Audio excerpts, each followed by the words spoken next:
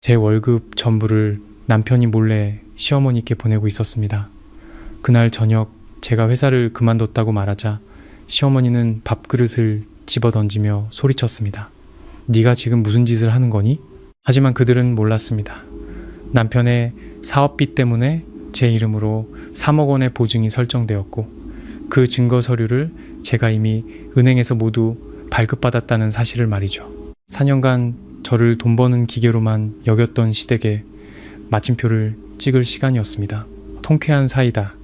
결말이 궁금하시다면 안온한 행복 채널 구독과 좋아요 부탁드립니다. 지금부터 제 이야기를 시작하겠습니다. 저녁 식사 시간 작은 부엌에서 국자가 냄비에 부딪히는 소리가 울려 퍼졌습니다. 그 소리는 마치 곧 불어닥칠 폭풍을 예고하는 종소리처럼 날카롭게 들렸습니다. 저는 식탁 끝에 앉아 있었습니다. 눈앞에는 김이 모락모락 피어오르는 밥그릇이 놓여 있었죠. 시어머니가 막 퍼주신 된장찌개에서는 구수한 냄새가 풍겼습니다. 하지만 제 마음은 한겨울 밤에 강물에 발을 담근 것처럼 차갑게 얼어붙어 있었습니다. 저는 고개를 들어 그 집의 가족들을 차례로 훑어보았습니다. 시어머니는 국손 옆에 서서 국자를 든 채 평생 며느리에게 다정한 말 한마디 건네본 적 없는 사람처럼 늘 그렇듯 엄하고 날카로운 표정을 짓고 있었습니다. 제 남편 민주는 맞은편에 앉아 스마트폰에서 눈을 떼지 않았습니다. 가끔 찡그리는 미간은 마치 제 숨소리마저 거슬린다는 듯 보였죠. 그리고 24살의 시누이 혜진은 대각선에 앉아 한쪽 귀에 이어폰을 꽂은 채 음식을 씹으며 스마트폰을 보고 있었습니다. 집안일은 모두 남의 일인 것처럼요. 저는 숨을 깊게 들이마신 뒤 아주 느리고 분명하게 말했습니다. 저 회사 그만뒀어요. 순식간에 부엌 큰 물을 끼얹은 듯 조용해졌습니다. 그 침묵은 평범한 고요함과는 달랐습니다. 누군가 집안의 모든 소리를 꺼버린 것처럼 식탁을 비추는 노란 조명과 냄비에서 올라오는 뜨거운 김, 그리고 제 앞에서 서서히 굳어가는 세 사람의 얼굴만이 남아있었습니다. 국자를 들고 있던 시어머니의 손이 허공에서 멈췄습니다. 잠시 후 시어머니는 도자기 그릇을 식탁에 세게 내려놓았습니다. 아니, 내려놓은 게 아니라 거의 집어 던졌습니다. 그릇은 식탁 모서리에 부딪혀 타일 바닥으로 떨어지며 요란한 소리와 함께 깨졌습니다. 사기 조각들이 제 발밑으로 튀었습니다. 시어머니는 벌떡 일어나 얼굴이 붉어진 채 저를 향해 손가락질했습니다. 너 방금 뭐라고 했니? 회사를 그만둬? 네가 지금 무슨 짓을 하는 거냐고. 남편 민준도 젓가락을 식탁에 세게 내려놓았습니다. 메마르고 차가운 소리였습니다. 남편은 마치 제가 큰 죄라도 지은 사람을 보듯 쳐다봤습니다. 당신이 회사를 그만두면 이 집은 누가 먹여 살려? 당신 마음대로 해도 되는 줄 알아? 저는 바로 대답하지 않고 허리를 숙여 발밑에 깨진 사기 조각들을 한쪽으로 조심스럽게 쓸어 모았습니다. 이상하게도 그 순간 저는 더 이상 떨리지 않았습니다. 예전에는 시어머니가 목소리만 높여도 심장이 마구 뛰고 목이 메어 눈물이 핑 돌곤 했습니다.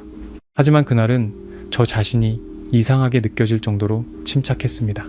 이 저녁 식사에 이르기까지의 길이 너무나도 길었기 때문일까요? 이 집 며느리로 살아온 4년, 저는 그들이 저를 집구석에 놓인 돈 찍어내는 기계처럼 바라보는 시선에 너무나도 익숙해져 있었습니다. 저는 아침부터 밤까지 일하며 월급으로 1,000만 원 이상을 벌었지만 제 통장은 언제나 텅 비어 있었습니다.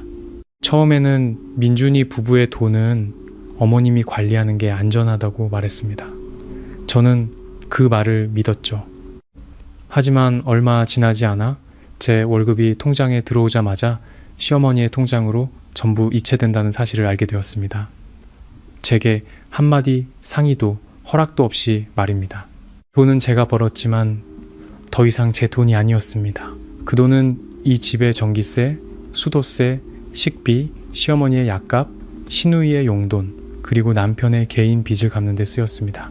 심지어 한 번은 일할 때 발이 너무 아파 제대로 된 구두를 한 켤레 사고 싶었던 적이 있었습니다. 시어머니는 영수증을 들고 와 경멸적인 목소리로 물었습니다. 며느리가 이렇게 씀씀이가 해퍼서야 어느 집안이 감당하겠니? 저는 침묵했습니다. 가정이 평화로워야 한다고 생각했기에 침묵했습니다. 조금만 참으면 모든 게 괜찮아질 거라고 생각했기에 침묵했습니다. 제가 진심으로 대하면 언젠가 그들도 알아줄 거라고 믿었기에 침묵했습니다. 하지만 사람들은 저의 인내를 선의로 받아들이지 않았습니다. 그들은 그것을 제가 약하다는 신호로만 여겼습니다. 시어머니는 여전히 그 자리에 서서 거친 숨을 몰아쉬며 점점 더 날카로운 목소리로 쏘아붙였습니다. 내 월급은 지난 몇 년간 내가 이 집을 위해 관리해 준 거야. 넌 일만 하면 됐지. 모든 건 내가 알아서 했다고. 이제 와서 그만두면 우리 가족은 뭘 먹고 살란 말이냐. 흙이라도 파먹으라는 거야? 저는 고개를 들어 시어머니를 바라보았습니다. 노란 조명이 제 눈동자에 비쳤습니다. 몇 년 만에 처음으로 제 마음은 폭풍이 지나간 후에 호수처럼 평온했습니다. 민준이 손으로 식탁을 내리쳤습니다. 고집 그만 부려. 엄마가 돈 관리하는 건 다 우리 부부의 미래를 위해서야. 당신처럼 이렇게 이기적으로 회사를 그만두면 전 그렇다면 우리 이혼해. 이혼이라는 두 글자가 귓가를 스쳤지만 더는 제 마음을 아프게 하지 못했습니다. 어떤 위협은 그것을 말하는 사람을 잃는 것이 두려울 때만 무서운 법입니다. 마음이 식어버린 후에는 그저 무의미한 소음에 불과했죠. 저는 울지도 따지지도 애원하지도 않고 자리에서 일어났습니다. 그리고 외투 주머니에 손을 넣어 반듯하게 접어둔 종이 한 장을 꺼냈습니다. 종이 귀퉁이에는 선명한 은행직인이 찍혀 있었습니다. 저는 그것을 식탁 위에 가볍게 내려놓았습니다. 너무나 가벼워서 종이가 나무 식탁에 닿는 소리는 식어가는 밤 냄새와 부엌을 채운 분노에 거의 묻혀버릴 정도였습니다. 하지만 시어머니의 시선이 첫 줄에 닿는 순간 얼굴이 하얗게 질리며 손이 떨리기 시작했습니다. 민준도 고개를 돌려 종이를 보더니 몇 글자를 읽고는 그의 표정은 분노에서 당혹감으로 그리고 경악으로 변해갔습니다. 입은 벌어졌지만 아무 말도 하지 못했습니다. 저는 다시 의자를 끌어당겨 앉으며 이상할 정도로 차분한 목소리로 말했습니다. 저도 오랫동안 깊이 생각해봤어요. 오늘 모든 것을 확실히 해야 할 때인 것 같아요. 지난 4년간 저를 떨게 했던 이 부엌에서 처음으로 떨고 있는 사람은 제가 아니었습니다. 저는 언젠가 조금만 더 노력하면 시댁에서도 제 진심을 알아줄 거라고 생각했습니다. 사람들은 흔히 며느리가 시집살이를 원만하게 하려면 참고 양보하고 남편과 시댁의 체면을 세워줘야 한다고 말합니다. 저도 그렇게 믿었습니다. 시댁이라는 두 글자 아래 제 젊음과 건강, 자존심까지 모두 내려놓을 정도로 그 말을 믿었습니다. 그러다 어느 날 문득 돌아보니 제가 지키려 했던 것은 따뜻한 가정이 아니라 책임과 빚, 그리고 침묵과 제 피땀, 어린 돈으로 만들어진 차가운 세장이었다는 것을 깨달았습니다. 그날 저녁 식탁 위에 서류를 올려놓은 후 저는 서두르지 않았습니다.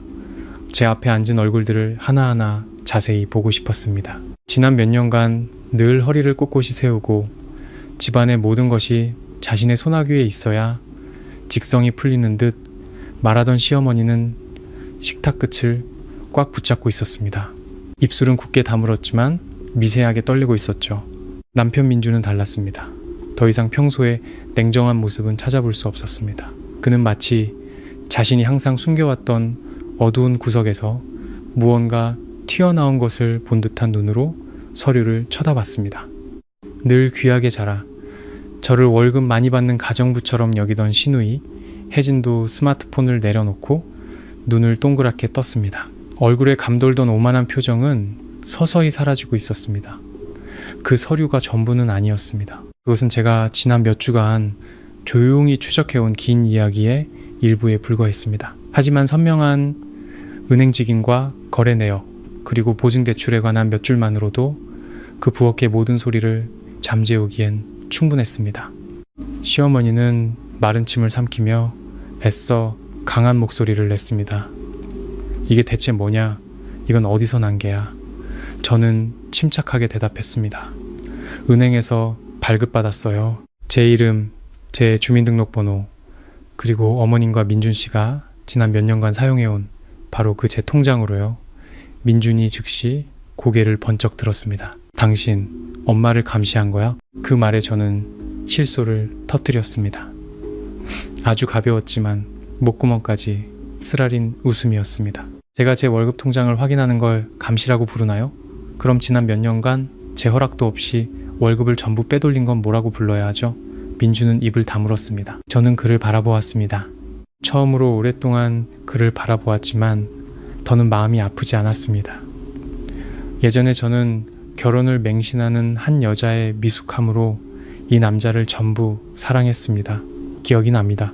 연애 시절 비 오는 날 회사 앞에서 저를 1시간 가까이 기다려 외투를 건네주던 그를, 제가 감기에 걸렸을 때 죽을 싸들고 집까지 찾아와 거실에서 저희 부모님과 예의 바르게 대화하던 그를, 그런 모습들이 제가 사람을 제대로 골랐다고 믿게 만들었습니다. 하지만 때로는 사람이 결혼 후에 변하는 것이 아니라 결혼 후에 더 이상 연기할 필요가 없어지는 것 뿐이었습니다.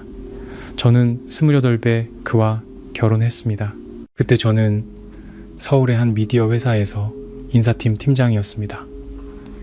수입도 안정적이었고 일은 바빴지만 미래가 있었습니다.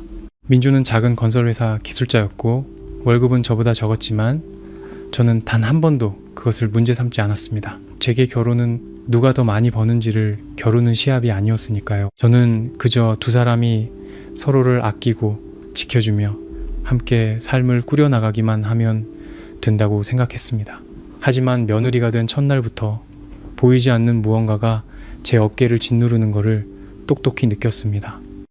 시어머니는 제가 온 가족을 섬겨야 한다고 직접적으로 말하지는 않았습니다. 하지만 그분의 눈빛 하나, 한숨 한 번, 농담 반 진담 반으로 던지는 말 한마디가 제게 모든 것을 이해시켰습니다. 이 집에서 며느리는 분수를 알아야 한다는 것을, 아침에는 누구보다 먼저 일어나야 하고 식사는 항상 푸짐하게 차려야 하며 집은 늘 정돈되어 있어야 하고 버는 돈은 모두 가져와야 했습니다. 피곤해도 내색하면 안 되고 아파도 누워있으면 안 되며 슬퍼도 오래 울면 안 됐습니다. 울음이 길어지면 시댁의 불운을 가져온다고 여겨졌기 때문입니다.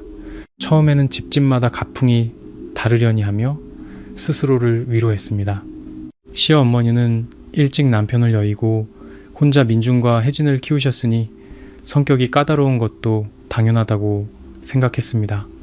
제가 젊으니 조금 양보하자고 다짐했습니다. 그분이 뭐라고 하시든 저는 들었습니다. 국이 싱겁다고 하시면 다시 끓였고, 여자는 퇴근해도 집안일을 먼저 챙겨야 한다고 하시면 이를 악물고 늦게 자고 일찍 일어났습니다.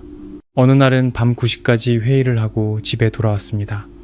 온몸이 녹초가 된 상태로 가방을 내려놓자마자 부엌에서 시어머니의 목소리가 들렸습니다. 서연아, 설거지 마저 하고 방에 올라가거라. 네, 제 이름은 서연입니다. 아주 평범한 이름이죠. 예전 저희 어머니는 제 인생이 풀처럼 순하고 부드럽기를 바라며 이 이름을 지어주셨습니다.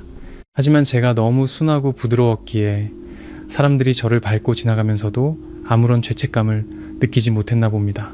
저는 부엌으로 들어갔습니다. 차가운 물에 손이 빨갛게 부어올랐고 허리가 아파 싱크대에 몸을 기댔습니다. 민주는 거실에서 축구를 보며 한 번도 돌아보지 않았습니다. 혜진은 소파에 길게 누워 제가 사온 과일을 먹으며 가끔 얼굴을 찌푸리며 말했습니다. 언니, 빨리 좀 씻어. 나 저 컵 써야 한단 말이야. 저는 그런 것들이 사소한 일이라고 생각했습니다. 하지만 인생은 한 번의 큰 칼날이 아니라 매일같이 스치는 수백 개의 작은 상처들로 닳아 없어지는 것이었습니다. 무심한 말 한마디, 경멸이 담긴 눈빛, 남편의 외면, 늦게 퇴근한 사람을 위해 남겨진 차가운 저녁 식사, 아무도 묻지 않고 가져가 버린 돈, 그 모든 것이 쌓여 어느 날 제 아내 여자는 더 이상 자신을 알아보지 못하게 되었습니다. 제가 승진하여 월급이 1,000만 원을 넘게 되자 시댁의 태도는 나아지지 않았습니다. 오히려 그들은 제 돈을 제가 가질 권리가 없는 공동재산처럼 여기기 시작했습니다. 처음에는 민준이 말했습니다. 엄마한테 맡기는 게 안전해. 엄마가 계산이 정확하시니까 나중에 우리 집 사거나 아이 낳을 때 목돈으로 쓸 수 있을 거야. 저는 망설였지만 그가 덧붙였습니다. 부부 사이에 돈 계산하면 그게 무슨 부부야? 그 말에 제가 속 좁은 사람이 된 것 같았습니다. 그래서 저는 동의했습니다. 첫 달에는 월급의 대부분을 시어머니께 드렸습니다. 다음 달 시어머니는 관리가 편하게 전부 달라고 하셨습니다. 그리고 셋째 달부터는 민준이 자동이체를 설정해 버렸습니다. 저는 월급이 들어오자마자 몇 분 만에 통장에서 사라진 후에야 그 사실을 알게 되었습니다. 저는 그에게 물었습니다. 왜 미리 말 안 했어요? 그는 그저 씁쓸하게 웃으며 말했습니다.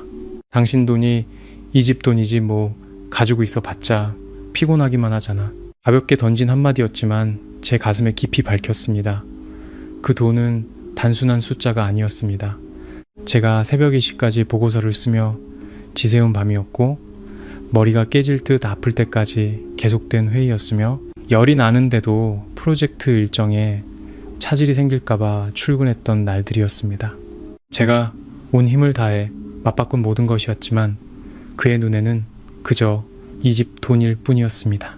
그때부터 저는 제 삶에 대한 결정권을 서서히 잃어갔습니다. 출근할 때 이불 외투 한 벌을 사는 것도 시어머니의 눈치를 봐야 했고 친정어머니께 용돈을 조금 보내드리는 것조차 죄를 짓는 것처럼 몰래 해야 했습니다. 한 번은 저희 어머니가 아프셔서 약값으로 1,000만 원을 보내드리려 했습니다. 시어머니는 그 사실을 알고 이렇게 말씀하셨습니다. 시집온 여자는 시댁을 먼저 챙겨야 하는 법이다. 친정은 네 오빠들이 챙길 테니 이 집 돈 함부로 다른 데 쓰지 마라. 그 말을 듣고 목이 꽉 메었습니다. 제가 번 돈으로 친정어머니께 효도하는 것조차 허락을 받아야 했습니다. 그날 밤 저는 벽을 보고 누워 베개를 눈물로 적셨습니다. 옆에 누워있던 민주는 제가 우는 것을 알면서도 한숨만 내쉬었습니다. 엄마 곤란하게 하지 마. 언제부터였을까요? 이 결혼 생활에서 저의 모든 고통은 다른 사람을 곤란하게 만드는 일이 되어버렸습니다. 그러던 어느 날 오후 잔액을 확인하려고 은행 앱을 열었을 때 저는 제 통장 잔고가 거의 0에 가깝다는 것을 발견했습니다. 그달 월급뿐만 아니라 지난 몇 년간의 성과급, 수당, 프로젝트 비용까지 차례차례 시어머니의 통장으로 흘러들어간 뒤 제가 알지 못하는 곳으로 사라져버렸습니다. 심장이 차갑게 식었습니다. 저는 사무실에 앉아 있었습니다. 밖에서는 동료들이 웃고 떠들고 에어컨은 계속 돌아가고 스마트폰에서는 업무 관련 메시지가 계속 울렸지만 제 안에서는 무언가 아주 조용히 무너져 내리고 있었습니다. 그날 저녁 저는 평소보다 일찍 집에 돌아왔습니다. 문을 들어서자마자 시어머니가 제게 영수증 뭉치를 내밀었습니다. 내일 200만 원 더 보내라. 이번 달엔 시장값이랑 약값이 좀 많이 나왔다. 저는 시어머니를 보며 아주 조용히 물었습니다. 어머니, 이번 달 제 월급은 이미 받으셨잖아요. 시어머니는 얼굴을 찌푸렸습니다. 그 돈은 큰일에 쓰려고 둔 거고 생활비는 네가 따로 줘야지. 옆에 앉아있던 혜진이 끼어들었습니다. 언니는 월급도 많이 받으면서 되게 깐깐하네. 그 돈 몇 푼 가지고 뭘 그래요. 돈 몇 푼. 그들은 항상 그렇게 말했습니다. 그 몇 푼은 제 건강이었고 제 젊음이었으며 제가 저 자신을 위해 살지 못했던 세월이었습니다. 바로 그날부터 저는 조용히 모든 것을 확인하기 시작했습니다. 은행에 가서 거래 내역서를 발급받았습니다. 모든 거래를 대조했습니다. 날짜, 금액, 수취인 계좌를 기록했습니다. 시어머니가 말했던 것처럼 가족 생활비로 쓰이지 않은 돈이 아주 많다는 것을 발견했습니다. 어떤 돈은 민준의 개인 빚을 갚는 데 쓰였고 어떤 돈은 혜진이 제게 한마디 상의도 없이 등록한 미용 학원 수강료로 지불되었습니다. 어떤 돈은 낯선 금융회사에 송금되었고 제 온몸을 차갑게 만든 한 가지 사실은 제 이름으로 된 대출 보증 서류였습니다. 그때 저는 깨달았습니다. 이 함정은 단순히 월급을 빼앗기는 문제가 아니었습니다. 그것은 훨씬 더 깊고 어둡고 무서운 것이었습니다. 그날 저녁 식사 자리에서 제가 회사를 그만뒀다고 말했을 때 저는 단지 회사에 사표를 냈다는 사실을 알리고 싶었던 게 아니었습니다. 저는 그들에게 제가 이 집의 그림자로 사는 것을 그만뒀다고 말하고 싶었습니다. 자신들에게 기대면서 동시에 자신들을 경멸하는 사람들을 위한 기둥 역할을 그만두겠다고. 모든 사람에게 책임이 있지만 아무도 저에게 책임지지 않는 그런 삶을 그만두겠다고 말입니다. 저는 눈앞에 세 사람을 바라보며 서류 위에 손을 얹었습니다. 이건 시작에 불과한 입출금 내역서예요. 제가 왜 회사를 그만뒀는지 궁금하시면 오늘 밤 항목 하나하나 자세히 이야기해보죠. 시어머니는 의자에 주저앉았고 민주는 고개를 숙인 채 더 이상 제 눈을 똑바로 쳐다보지 못했습니다. 제 말 한마디에 부엌에 있던 그 누구도 즉시 입을 열지 못했습니다. 그 침묵은 너무나 무거워서 벽에 걸린 시계 초침이 한 칸 한 칸 움직이는 소리가 들릴 정도였습니다. 메마르고 느릿한 그 소리는 우리 모두가 알고 있지만 아무도 입 밖으로 꺼내고 싶지 않은 무언가의 카운트다운처럼 들렸습니다. 저는 서두르지 않았습니다. 저는 이 순간을 너무나도 오랫동안 기다려왔으니까요. 저는 서류를 살짝 앞으로 당겨 손끝으로 접힌 부분을 폈습니다. 그리고 천천히 말을 이어갔습니다. 제 목소리는 높지 않았지만 한 글자 한 글자가 조약돌처럼 식탁 위로 떨어질 만큼 충분히 또렷했습니다. 이건 지난 3년간의 제 통장 거래 내역서예요. 월급, 성과급, 수당, 프로젝트 비용까지 전부 상세하게 기록되어 있습니다. 그리고 저는 다음 장을 넘겼습니다. 그리고 이건 이체 내역인데 대부분 어머님 통장으로 송금되었네요. 시어머니는 마른 침을 삼키며 제 시선을 피하기 시작했습니다. 내가 관리해주겠다고 해서 네가 준 돈인데 내가 쓴 걸 가지고 뭘 그렇게 유난을 떠니. 저는 시어머니를 바라보았습니다. 이번에는 예전처럼 주눅든 모습이 아니었습니다. 제가 어머니께 돈을 맡긴 게 잘못됐다고 말하는 게 아니에요. 잘못은 어머님께서 그 돈을 제가 전혀 알지 못하고 동의한 적도 없으며 심지어 알 권리조차 없었던 일들에 사용하셨다는 점이에요. 민준이 다급한 목소리로 끼어들었습니다. 말이 너무 심하잖아. 우리 집 생활비가 어떻게 쓰이는지 다들 아는 거 아니었어? 저는 그에게 시선을 돌렸습니다. 그럼 오빠가 한번 말해봐요. 지난 3년간 제가 총 얼마를 이체했고 그 돈이 다 어디로 갔는지요? 민주는 할 말을 잃었습니다. 아주 간단한 질문이었지만 그는 대답하지 못했습니다. 몰라서가 아니라 단 한 번도 알려고 하지 않았기 때문입니다. 그의 눈에 제 돈은 당연히 이 가족의 것이었고 이 가족이 그 돈을 어떻게 쓰는지는 설명할 필요가 없는 문제였던 겁니다. 저는 그의 대답을 기다리지 않고 또 다른 서류 뭉치를 그들 앞으로 밀었습니다. 제가 여기 다 정리해놨어요. 총 3년간 제가 이체한 돈은 3억 원이 넘어요. 하지만 전기세, 수도세, 식비, 수리비 등 가족 생활비로 사용된 금액은 3분의 1도 채 되지 않아요. 혜진이 비웃었지만 목소리는 예전처럼 자신감 넘치지 않았습니다. 언니, 계산 한번 엄청나네. 같이 살면서 돈 한 푼까지 다 세는 거예요? 저는 혜진을 바라보았습니다. 시선은 더 이상 예전처럼 피하지 않았습니다. 내가 언제부터 셌어야 했다고 생각하니? 내 통장에 돈이 거의 남아있지 않다는 걸 발견했을 때부터? 아니면 내가 동의하지도 않은 돈이 멋대로 사라지고 있다는 걸 깨달았을 때부터? 혜진은 침묵했습니다. 처음으로 그녀는 바로 대꾸하지 못했습니다. 저는 다시 시어머니를 보았습니다. 어머님께서는 그 돈을 큰일에 썼다고 하셨죠. 그럼 제가 묻고 싶네요. 여기서 말하는 큰일이라는 게 도대체 뭔가요? 시어머니는 깊은 숨을 들이쉬며 애써 침착한 목소리를 유지했습니다. 어느 집이나 어려운 시기는 있는 법이다. 내가 너희들을 위해 멀리 내다보고 비상금을 마련해 둔 건데 뭘 그렇게 따지듯이 묻니? 저는 동의한다는 듯 고개를 끄덕였습니다. 네, 비상금은 좋은 거죠. 하지만 수천만 원이 금융회사로 이체되는 게 무슨 비상금인가요? 그리고 매달 정기적으로 빚을 상환하는데 그 보증인으로 제 이름이 올라가 있는 건 또 무슨 비상금이죠? 그 말이 끝나자마자 공기가 숨막히게 무거워졌습니다. 민준이 고개를 번쩍 들었습니다. 당신 무슨 소리 하는 거야? 저는 그를 보지 않고 서류 뭉치에서 또 다른 종이를 꺼냈습니다. 이건 은행에서 발급받은 확인서예요. 대출금 3억 원, 채무자는 어머님, 그리고 보증인은 바로 저예요. 그리고 지난 3년간의 상환 내역은 오빠가 제 통장에서 꾸준히 이체해온 바로 그 돈들이고요. 민준의 손이 주먹을 꽉 쥐었고 그의 숨소리가 거칠어지기 시작했습니다. 엄마, 이게 어떻게 된 일이에요? 그는 저녁 내내 처음으로 확신 없는 목소리로 시어머니에게 물었습니다. 시어머니는 아들의 시선을 피하며 입을 굳게 다물었습니다. 그냥 잠시 빌린 것뿐이야. 그때 우리 집에 급한 돈이 필요했어. 무슨 일로 급한 돈이 필요했는데요. 제가 말을 잘랐습니다. 목소리는 여전히 차분했지만 날카로웠습니다. 시어머니는 침묵했습니다.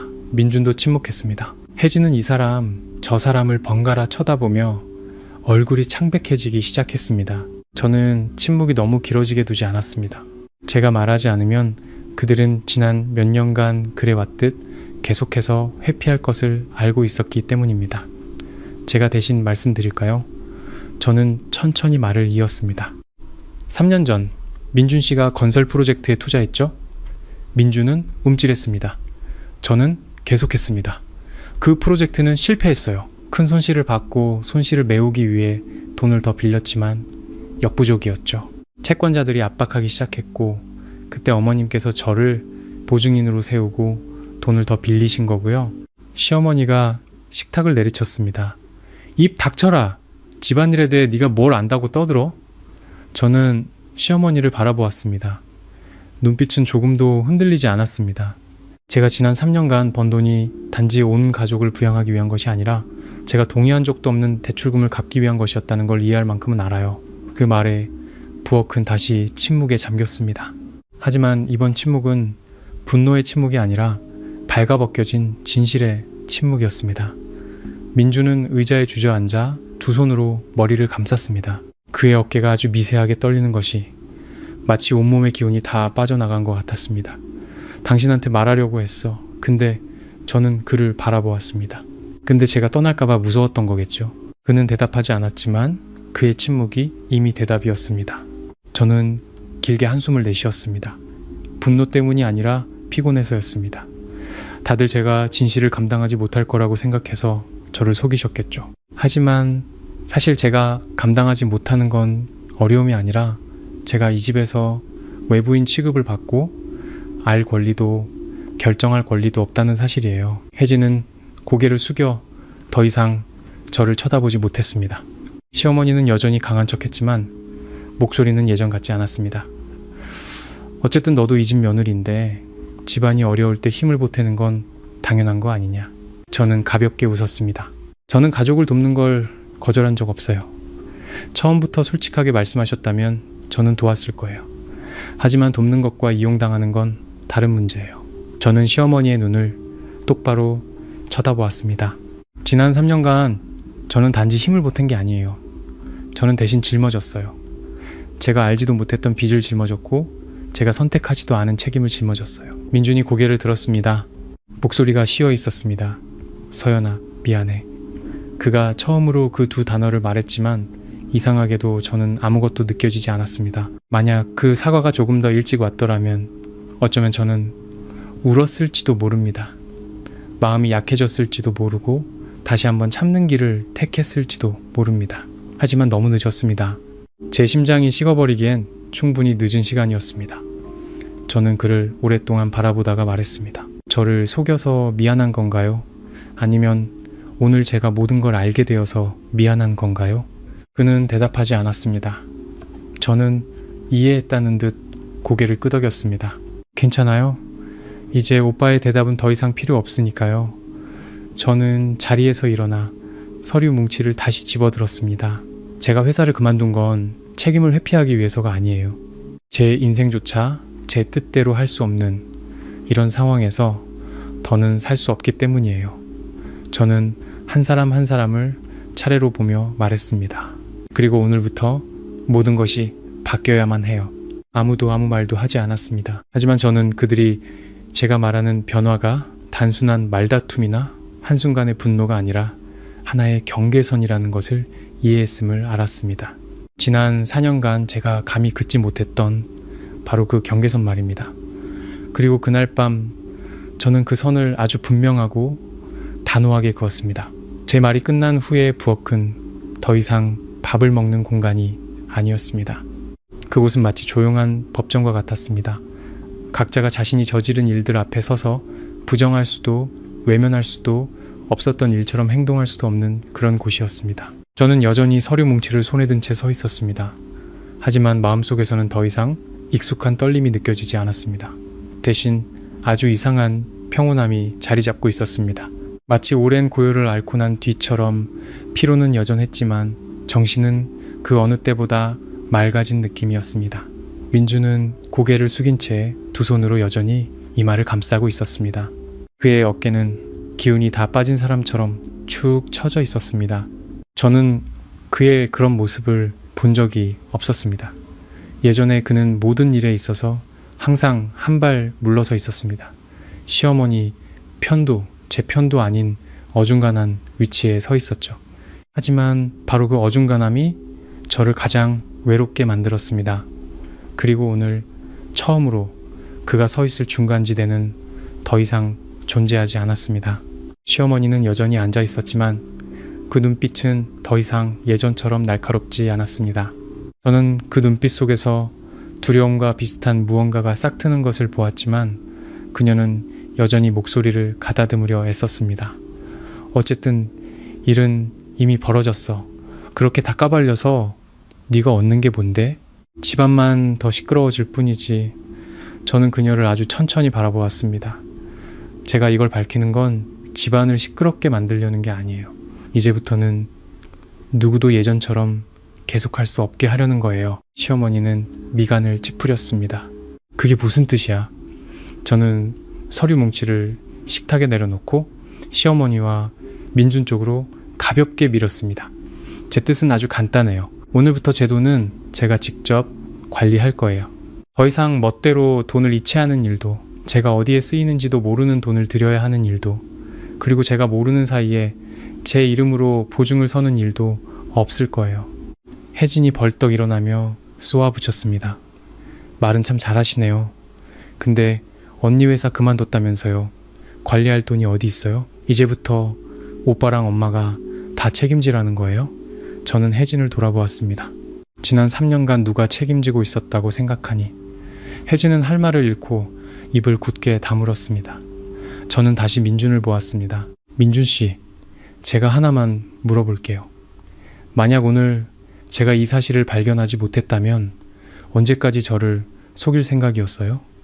그는 아주 오랫동안 침묵했습니다. 늘 그랬듯 또 회피할 거라고 생각했지만 마침내 그는 낮은 목소리로 대답했습니다.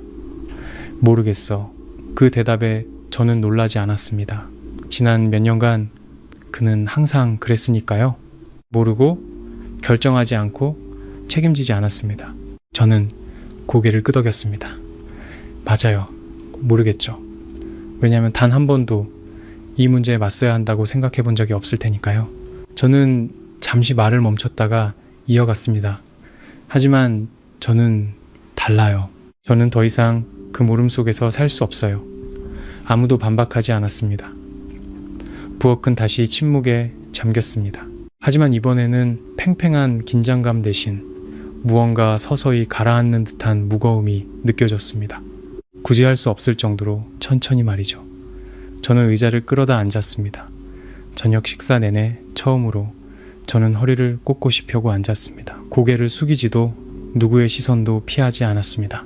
한 가지 다들 분명히 아셔야 할 게 있어요. 저는 시어머니를 보았습니다. 이 대출은 어머님이 채무자일지 몰라도 보증인은 저예요. 만약 무슨 일이 생기면 은행은 제일 먼저 저를 찾아올 거예요. 민준 씨도 어머님도 아닌 바로 저를요. 시어머니는 손을 꽉 쥐었습니다. 그래서 너도 가족인데 같이 책임지는 게 뭐가 잘못됐다는 거냐? 저는 고개를 저었습니다. 잘못은 저에게 선택권이 없었다는 점이에요. 저는 그녀의 눈을 똑바로 피하지 않고 바라보았습니다. 가족은 함께 짊어지는 거지 한 사람이 짊어지고 나머지 세 사람이 지켜보는 게 아니에요. 시어머니는 무언가 말하려다 그만두었습니다. 아마 그녀 자신도 제 말이 틀리지 않았다는 것을 알고 있었을 겁니다. 민준이 고개를 들었습니다. 피곤한 목소리였습니다. 서연아, 이제 어떻게 하고 싶어? 늦었지만 적어도 이번에는 그가 물어봐 주었습니다. 저는 그를 바라보았습니다.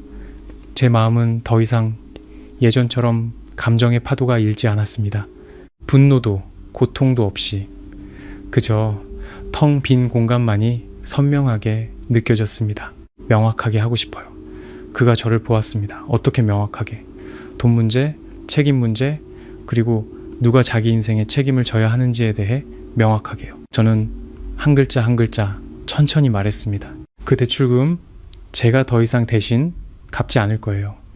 다음 달부터는 오빠와 어머님께서 직접 해결하셔야 해요. 필요하다면 다시 앉아서 모든 걸 재계산할 수도 있어요.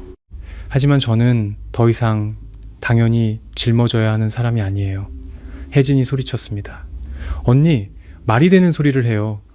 잘 지내다가 갑자기 언니가 빠지면 누가 감당하라고요? 저는 혜진을 돌아보았습니다. 잘 지낸 건 너였겠지. 나한테는 지난 3년간 단 하루도 편한 날이 없었어. 혜진은 할 말을 잃었습니다. 저는 계속했습니다. 넌 다른 사람에게 의지하며 사는 게 익숙해서 그게 당연하다고 생각하겠지만 나는 더 이상 그렇게 살 수 없어. 그 말에 혜진은 얼굴이 붉어졌지만 감히 반박하지 못했습니다. 민준이 한숨을 쉬며 쉰 목소리로 말했습니다. 하지만 당신이 도와주지 않으면 부담이 너무 클 거야. 저는 그를 보았습니다. 오빠는 지난 3년간 저한테는 부담이 없었을 거라고 생각해요. 그는 대답하지 않았습니다. 저는 그가 이해했다는 것을 알았지만 이해가 곧 그가 변할 준비가 되었다는 뜻은 아니었습니다. 저는 일어나 싱크대로 걸어가 수도꼭지를 틀고 손을 씻었습니다. 차가운 물이 피부에 닿자 정신이 더 맑아지는 것 같았습니다. 제가 회사를 그만둔 건 제가 약해서가 아니에요. 저는 그들을 등진 채 말했습니다. 제가 멈추지 않으면 제가 무너질 거라는 걸 알았기 때문이에요. 저는 수도꼭지를 잠그고 돌아섰습니다. 그리고 한 사람이 무너지고 나면 더 이상 아무것도 짊어질 수 없게 되죠. 그 말은 크지 않았지만 세 사람 모두를 침묵하게 만들었습니다. 저는 핸드백을 어깨에 맸습니다. 그 행동에 혜진이 움찔했습니다. 언니, 어디 가려고요? 저는 그녀를 보았습니다. 내 방으로. 그녀는 안도의 한숨을 쉬었지만 저는 말을 이었습니다. 그리고 아마 며칠 동안은 잠시 나가서 지낼 생각이야. 공기가 즉시 얼어붙었습니다. 민준이 벌떡 일어났습니다. 무슨 소리야? 저는 그를 보며 여전히 침착한 목소리로 말했습니다. 저한테는 시간이 필요해요. 공간도 필요하고요. 통장을 열 때마다 걱정하지 않아도 되고 돈을 쓸 때마다 눈치 보지 않아도 되고 제 인생에서 제게 무슨 권리가 있는지 스스로에게 묻지 않아도 되는 곳이 필요해요. 그가 한 걸음 다가서며 다급하게 말했습니다. 서연아, 그러지 마. 무슨 일이든 우리가 같이 해결하자. 저는 그를 바라보았습니다. 3년이나 지났어요. 민준 씨. 이제 같이라는 말은 너무 늦었어요. 그는 멈춰섰습니다. 처음으로 그는 저를 어떻게 붙잡아야 할지 몰랐습니다. 저는 눈앞에 세 사람을 보고 조용히 말했습니다. 제가 이 가정을 깨려는 게 아니에요. 하지만 이 가정 안에서 희생되는 일부로 계속 살아갈 수도 없어요. 저는 몸을 돌려 부엌을 나섰습니다. 등 뒤에서 아무도 저를 부르지 않았습니다. 부르고 싶지 않아서가 아니라 무엇으로 저를 불러야 할지 몰랐기 때문일 겁니다. 권위로는 더 이상 불가능했고 애정으로는 아마 너무 늦었을 테니까요. 제 방문이 아주 조용히 닫혔습니다. 하지만 제 마음속에서는 또 다른 문이 닫혔습니다. 예전으로 돌아갈 길이 전혀 없는 단호한 문이었습니다. 등 뒤에서 방문이 닫혔습니다. 거의 소리가 나지 않을 정도로 조용했지만 바로 그 조용함 때문에 무언가가 끝났다는 사실이 그 어느 때보다 선명하게 느껴졌습니다. 단순한 말다툼도 충동적인 순간도 아니었습니다. 제가 긴 여정의 끝에 도달했고 처음으로 뒤돌아보지 않았다는 것을 의미했습니다. 저는 문의 등을 기댄 채 몇 초간 서 있었습니다. 두 팔은 힘없이 늘어뜨려져 있었죠. 이 방은 지난 4년간 제 방이라고 불러왔던 곳이지만 그 순간 주위를 둘러보니 낯설게만 느껴졌습니다. 단정하게 정돈된 침대, 지친 몸을 이끌고 수없이 입었던 정장들로 가득 찬 옷장, 보고서를 끝내기 위해 밤늦게까지 앉아있던 작은 책상. 모든 것이 그대로였지만 더 이상 제 것이라는 느낌은 들지 않았습니다. 저는 천천히 침대 끝으로 걸어가 앉았습니다. 무릎 위에 놓인 두 손은 여전히 아주 미세하게 떨리고 있었습니다. 두려워서가 아니라 마치 제 몸이 너무나 큰 압박에서 막 벗어났다는 것을 서서히 인지하는 것 같았습니다. 부엌에서는 더 이상 말소리가 들리지 않았습니다. 그릇소리도 익숙한 잔소리도 없었고 그저 무겁고 긴 침묵만이 이어졌습니다. 저는 그 세 사람이 서로 마주 앉아 각자의 생각에 잠겨 있으리라는 것을 알았습니다. 아마 처음으로 그들은 모든 것이 괜찮은 척 할 수 없었을 겁니다. 저는 뒤로 몸을 기댄 채 천장을 바라보았습니다. 4년 전 바로 이 방, 이 침대 위에서 저는 완전히 다른 마음으로 앉아 있었습니다. 며느리가 된 첫날 저는 수많은 희망을 품고 있었습니다. 그날 옷을 정리하며 옷걸이에 셔츠를 하나씩 걸고 옷을 차곡차곡 개면서 좋은 아내, 좋은 며느리가 되기 위해 최선을 다하겠다고 마음속으로 다짐했던 기억이 생생합니다. 저는 진심으로 착하게 살면 처음에는 어려움이 있더라도 모든 것이 점차 나아질 거라고 생각했습니다. 하지만 저는 틀렸습니다. 노력한다고 해서 항상 존중받는 것은 아니었습니다. 어떤 곳에서는 노력할수록 사람들은 그것을 당연한 것으로 여겼습니다. 저는 눈을 감았습니다.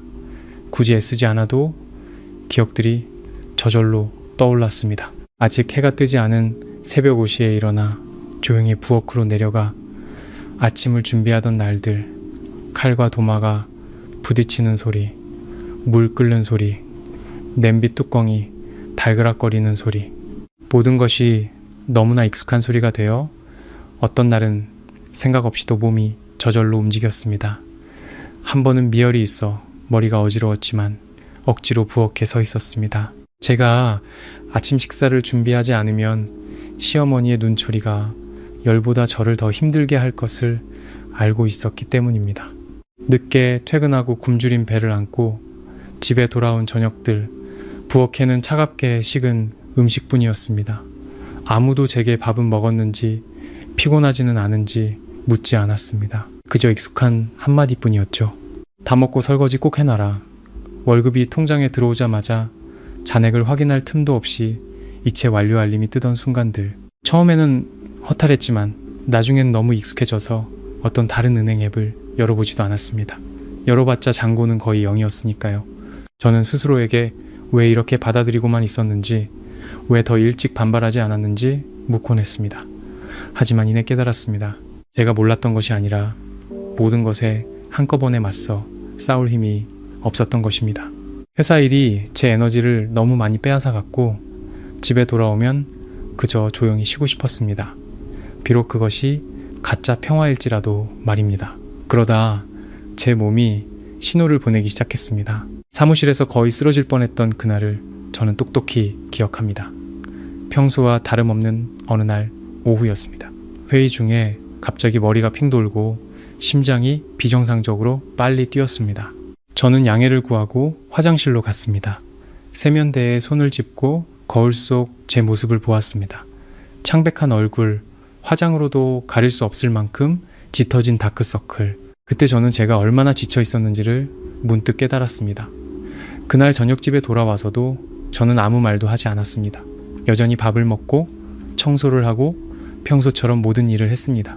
하지만 제 머릿속에서는 처음으로 아주 분명한 생각이 떠올랐습니다. 이대로 계속하면 나는 버티지 못할 거야. 그리고 며칠 후 저는 제 통장이 거의 텅 비었다는 사실을 발견했습니다. 그때의 감정은 분노가 아니라 허탈함이었습니다. 마치 길을 걷고 있는데 발밑이 단단한 땅이라고 생각했지만 사실은 얇은 살얼음판이었고 그 아래는 텅 빈 공간이었다는 것을 갑자기 깨달은 기분이었습니다. 저는 소란을 피우지 않았습니다. 조용히 알아보기 시작했습니다. 거래 내역서를 발급받았습니다. 매일 밤 모두가 잠든 후 조용히 앉아 한 줄 한 줄 대조했습니다. 어떤 숫자들은 몇 번을 다시 읽어야만 사실이라고 믿을 수 있었습니다. 제가 전혀 알지 못했던 돈의 행방도 있었습니다. 그리고 작은 조각들을 하나씩 맞추자 이전에 제가 결코 보지 못했던 그림이 서서히 드러났습니다. 대출, 보증서류, 상환 내역, 모든 것에 제 이름이 있었지만 저는 전혀 알지 못했습니다. 그날 밤 저는 방에 홀로 앉아 서류 뭉치를 손에 들고 있었습니다.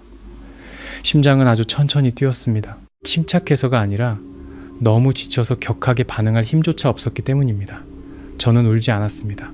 그저 오랫동안 앉아 있다가 컴퓨터를 켜고 사직서를 작성했습니다. 그 일이 필요 없어서가 아니었습니다.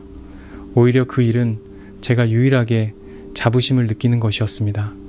하지만 저는 알았습니다. 만약 제가 계속해서 회사 일과 집안일을 동시에 짊어지려 한다면 무언가를 바꾸기도 전에 제가 먼저 무너질 것이라는 것을 저는 멈춰야 했습니다. 도망치기 위해서가 아니라 제 삶의 통제권을 되찾기 위해서였습니다. 저는 눈을 떴습니다. 방은 여전히 조용했습니다. 복도에서 가벼운 발소리가 들렸습니다.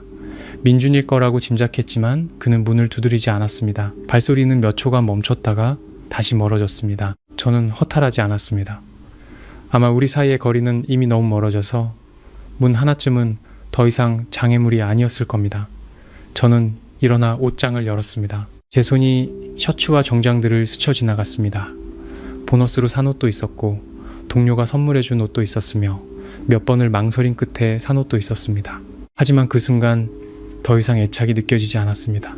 저는 그저 간단한 옷 몇 벌을 골라 여행 가방에 넣었습니다. 당장 밤에 떠날 생각은 아니었지만 저는 제가 떠날 것이라는 것을 알았습니다. 도망치는 것이 아니라 걸어 나가는 것이었습니다. 저는 여행 가방에 지퍼를 잠갔습니다. 작은 소리였지만 단호했습니다. 그러고 나서 책상에 앉아 스마트폰을 들고 연락처를 열었습니다. 손가락이 가장 친한 친구의 이름 위에서 멈췄습니다. 하지만 아직 전화하지는 않았습니다. 그저 이 집 밖에도 제가 돌아갈 곳이 있다는 것을 스스로에게 상기시키듯 바라볼 뿐이었습니다. 저는 스마트폰을 내려놓았습니다. 아주 오랜만에 마음이 가벼워지는 것을 느꼈습니다. 모든 것이 해결되어서 가벼운 것이 아니라 마침내 제가 더 이상 가만히 참고만 있지 않게 되어서 가벼웠습니다. 밖의 복도등은 꺼지고 집은 침묵에 잠겼습니다. 저는 침대에 누웠지만 바로 잠들지는 못했습니다. 내일부터 모든 것이 예전 같지 않으리라는 것을 알았습니다. 또 다른 대화가 있을 것이고 다른 반응들이 있을 것입니다. 어쩌면 붙잡을 수도 비난할 수도 저를 흔들리게 할 말들을 할 수도 있겠죠. 하지만 적어도 저는 첫걸음을 떼었습니다. 그리고 일단 걸음을 뗀 이상 저는 다시 예전의 자리로 돌아가지 않을 것입니다. 그날 밤 저는 깊이 잠들지 못했습니다. 두려워서도 후회해서도 아니었습니다.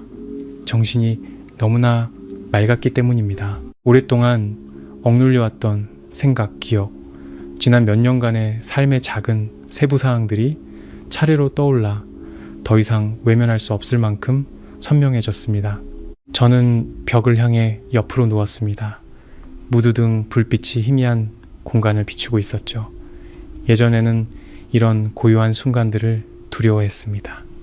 할 일이 없고 사람 소리가 없으면 제 진짜 감정들과 마주해야 했기 때문입니다. 그리고 그 감정들은 보통 매우 무거웠습니다. 하지만 그날 밤은 달랐습니다. 저는 더 이상 피하려고 애쓰지 않았습니다. 모든 것이 물처럼 흘러가도록 내버려 두었습니다. 만약 그날 제가 조금 더 단호했다면, 만약 제가 시어머니께 월급을 전부 드리는 것에 동의하지 않았다면, 만약 제가 아주 사소한 일에서부터 반발할 용기가 있었다면 어쩌면 모든 것이 이 지경까지 오지는 않았을지도 모른다는 생각도 들었습니다. 하지만 이내 깨달았습니다. 사람은 언제나 현명한 선택을 할 만큼 냉정할 수는 없다는 것을요. 때로는 그저 그 순간에 최선이라고 믿는 것을 선택할 뿐입니다. 그리고 그때 저는 가정의 화목을 지키는 것이 가장 중요하다고 믿었습니다. 단지 그 믿음의 대가가 너무나도 컸을 뿐입니다. 새벽 2시쯤 방문이 조용히 열리는 소리가 들렸습니다.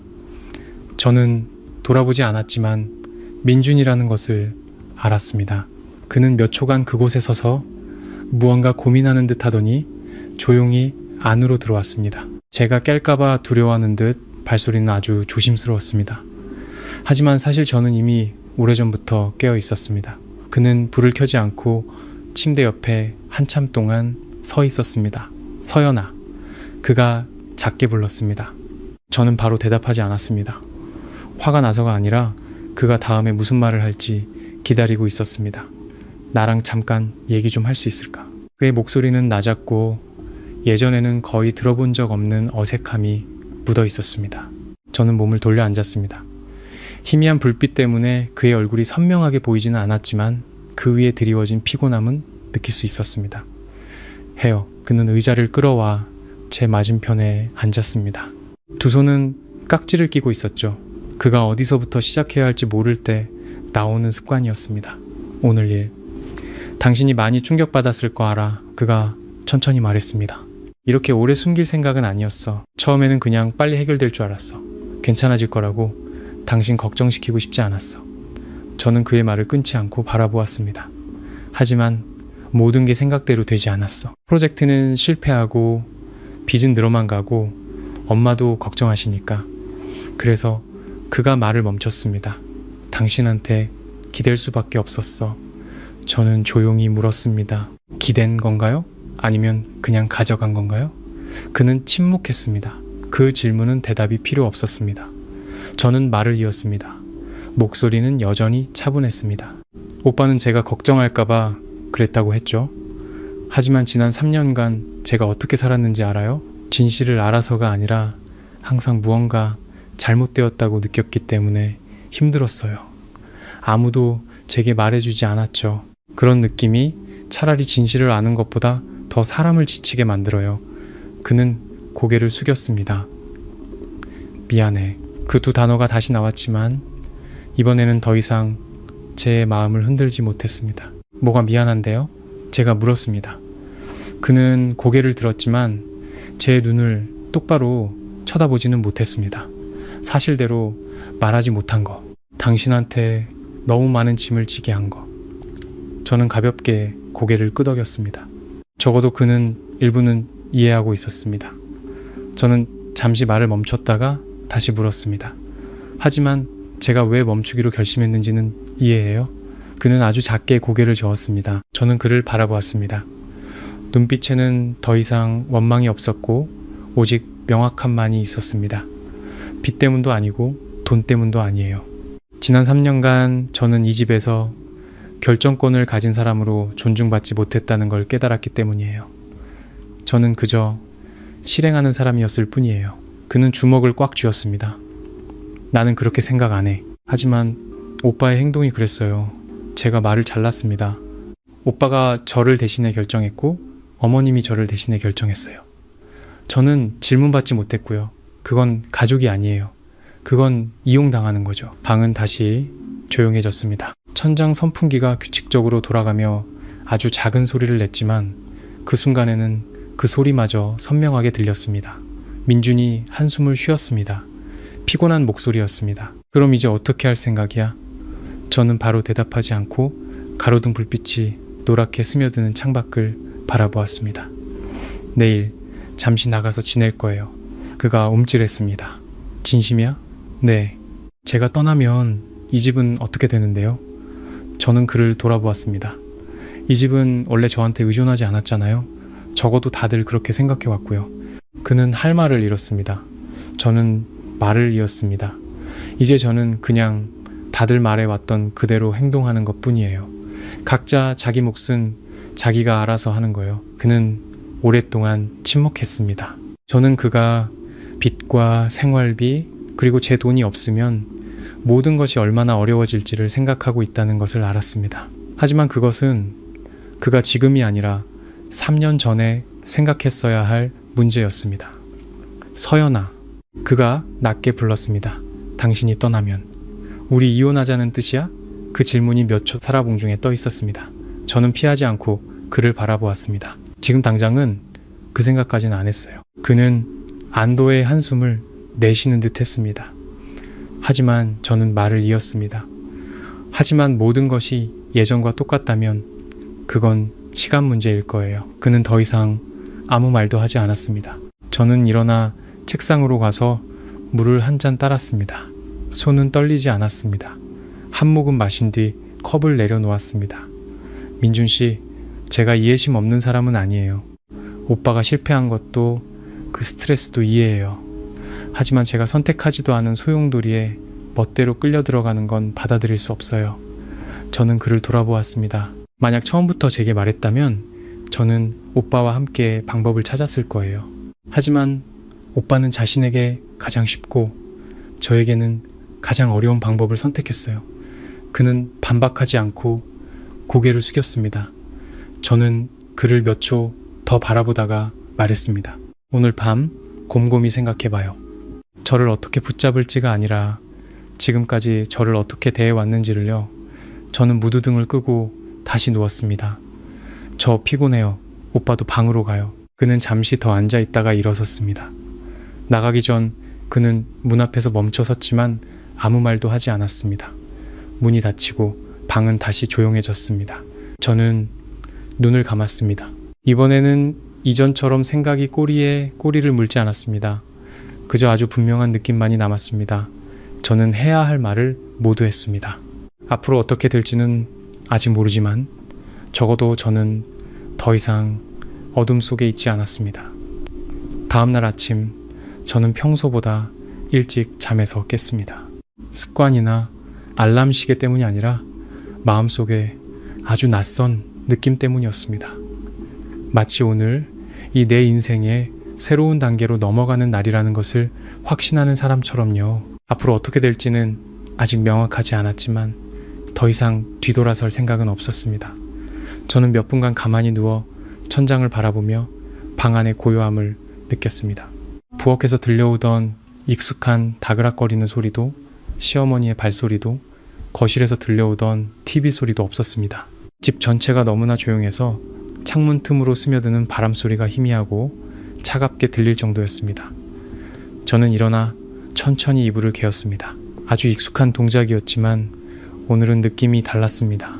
예전에는 매일 아침 의무감처럼 생각 없이 반복되는 습관처럼 모든 것을 했습니다.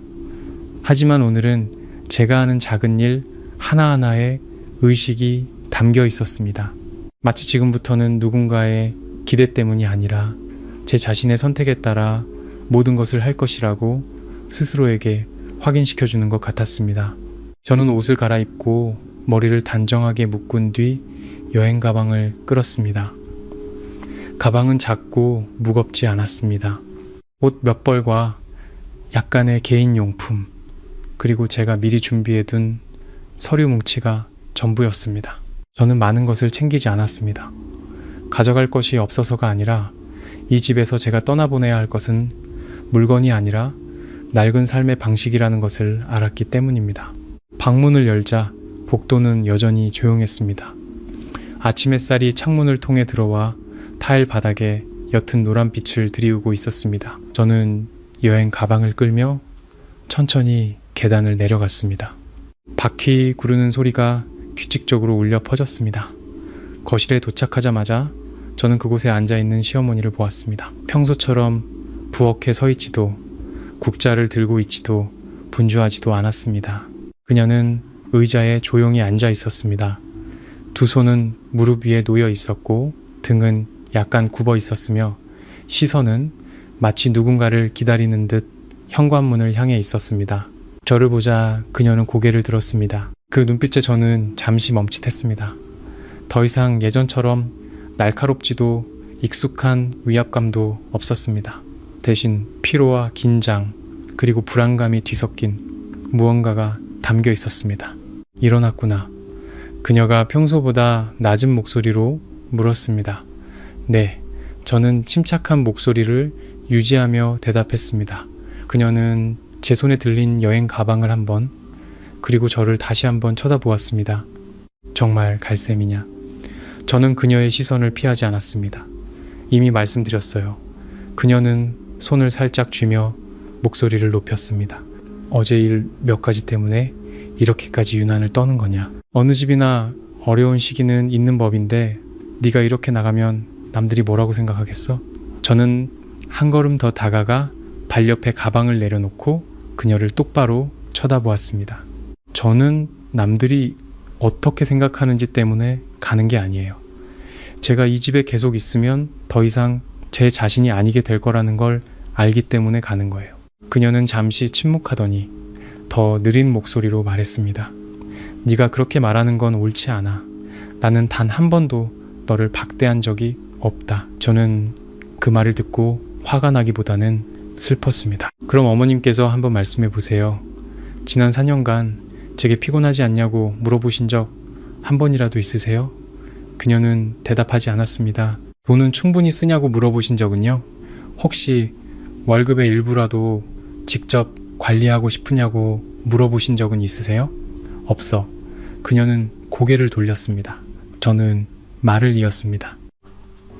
목소리는 여전히 차분하고 다그치지 않았습니다. 저는 어머님께서 저를 친딸처럼 사랑해 주시길 바란 거 아니에요. 하지만 적어도 이 집의 가족으로 모든 걸 해야 할 의무가 있는 사람이 아니라 한 사람으로 대해 주시길 바랐어요. 방은 다시 조용해졌습니다. 잠시 후 그녀가 한숨을 쉬었습니다. 목소리는 더 낮아졌고 약간의 피로감이 섞여 있었습니다. 그래서 이제 네가 가면 어떻게 살려고? 직장도 없고 집도 없는데 모든 게 쉬울 거라고 생각하는 거냐? 저는 가볍게 고개를 끄덕였습니다. 쉽지 않을 거라는 거 알아요. 하지만 적어도 그건 제가 스스로 결정하는 삶이겠죠. 바로 그때 계단에서 발소리가 들리며 민준이 나타났습니다. 그는 셔츠 차림이었고 머리는 약간 헝클어져 있었습니다. 간밤에 잠을 제대로 못 잔 것이 분명했습니다. 그는 저를 그리고 제 여행 가방을 보았습니다. 정말 가는 거야? 저는 바로 대답하지 않고 그저 그를 바라보았습니다. 제가 농담하는 것 같았어요. 그가 내려와 저와 멀지도 가깝지도 않은 닿을 수 없는 거리에 섰습니다. 서연아, 우리 다시 얘기할 수 있을까? 나 밤새 생각해봤어. 우리 같이 해결할 수 있어. 이렇게까지 할 필요는 없잖아. 저는 고개를 저었습니다. 민준 씨, 저는 말다툼 한 번 때문에 가는 게 아니에요. 이런 삶의 방식이 너무나 오랫동안 지속되었기 때문에 가는 거예요. 그가 한 걸음 더 다가서며 다급하게 말했습니다. 하지만 당신이 떠나면 모든 게 더 복잡해질 거야. 나는 어떻게 해야 할지 아직 모르겠어. 저는 그를 오랫동안 바라보았습니다. 스스로 책임지는 것부터 시작해요. 그 말에 그는 멈칫했습니다. 저는 말을 이었습니다. 예전에는 항상 제 뒤에 제가 있었기 때문에 오빠는 많이 생각할 필요가 없었죠. 이제는 아니에요. 오빠 스스로 생각해야만 해요.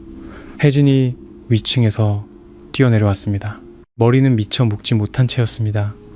언니 가지 마세요. 안 돼요? 그녀의 목소리는 다급했습니다. 어제 제가 말을 좀 심하게 했지만 언니가 정말 가버리면 이 집은 난리가 날 거예요. 저는 혜진을 보았습니다.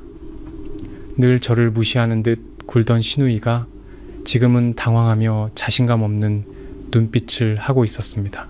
집안일 해줄 사람이 없어서 난리가 날까봐 무서운 거니 아니면 돈 대줄 사람이 없어서 무서운 거니 혜진은 할 말을 잃고 대답하지 못했습니다. 저는 그녀에게 더 이상 아무 말도 하지 않고 민준과 시어머니를 다시 보았습니다. 제가 가는 건 다들 겁주려는 게 아니에요. 모든 것이 예전처럼 계속될 수는 없다는 걸 다들 이해하게 하려는 거예요. 저는 여행 가방을 끌고 현관으로 향했습니다. 민준이 뒤에서 불렀습니다. 서연아. 저는 멈춰 섰지만 뒤돌아보지는 않았습니다. 당신이 떠나면 다시 돌아올 거야? 그 질문이 등 뒤에서 울려 퍼져 저는 몇 초간 가만히 서 있었습니다. 저는 바로 대답하지 않았습니다. 잠시 후 저는 아주 조용한 목소리로 말했습니다. 언젠가 이곳이 더 이상 제가 참고 견뎌야만 하는 곳이 아니게 될 때 그때 돌아오는 걸 생각해 볼게요. 저는 문을 열었습니다. 밖의 빛이 집안의 조명보다 더 눈부시게 쏟아져 들어왔습니다. 아침 공기는 시원했고 가벼운 바람이 불었습니다. 저는 밖으로 나섰습니다. 등 뒤의 문은 닫혔습니다. 아무도 따라 나오지 않았고 아무도 붙잡지 않았습니다. 하지만 저는 알았습니다. 그 문 뒤에서 그들은 처음으로 예전에 항상 외면해왔던 현실과 마주해야만 할 것이라는 것을요. 저는 계단을 내려와 한 걸음 한 걸음 여행 가방을 끌고 걸었습니다.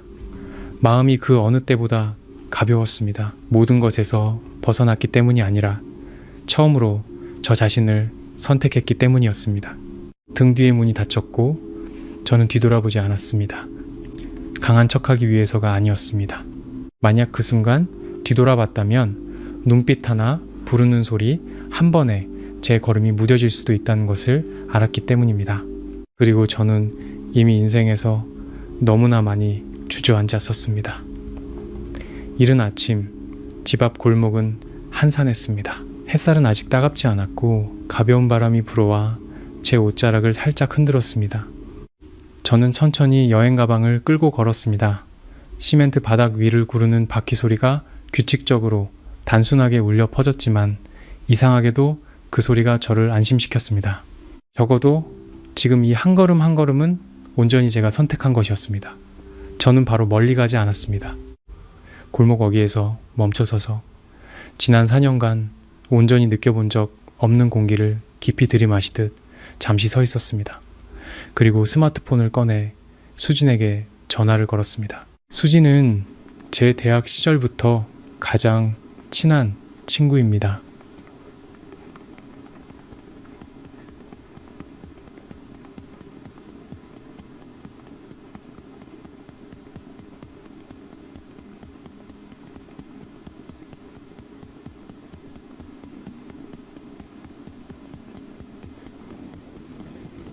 수지는 제가 결혼 후 어떻게 지내는지 아는 몇 안 되는 사람이었지만 저는 단 한 번도 모든 것을 털어놓지는 않았습니다.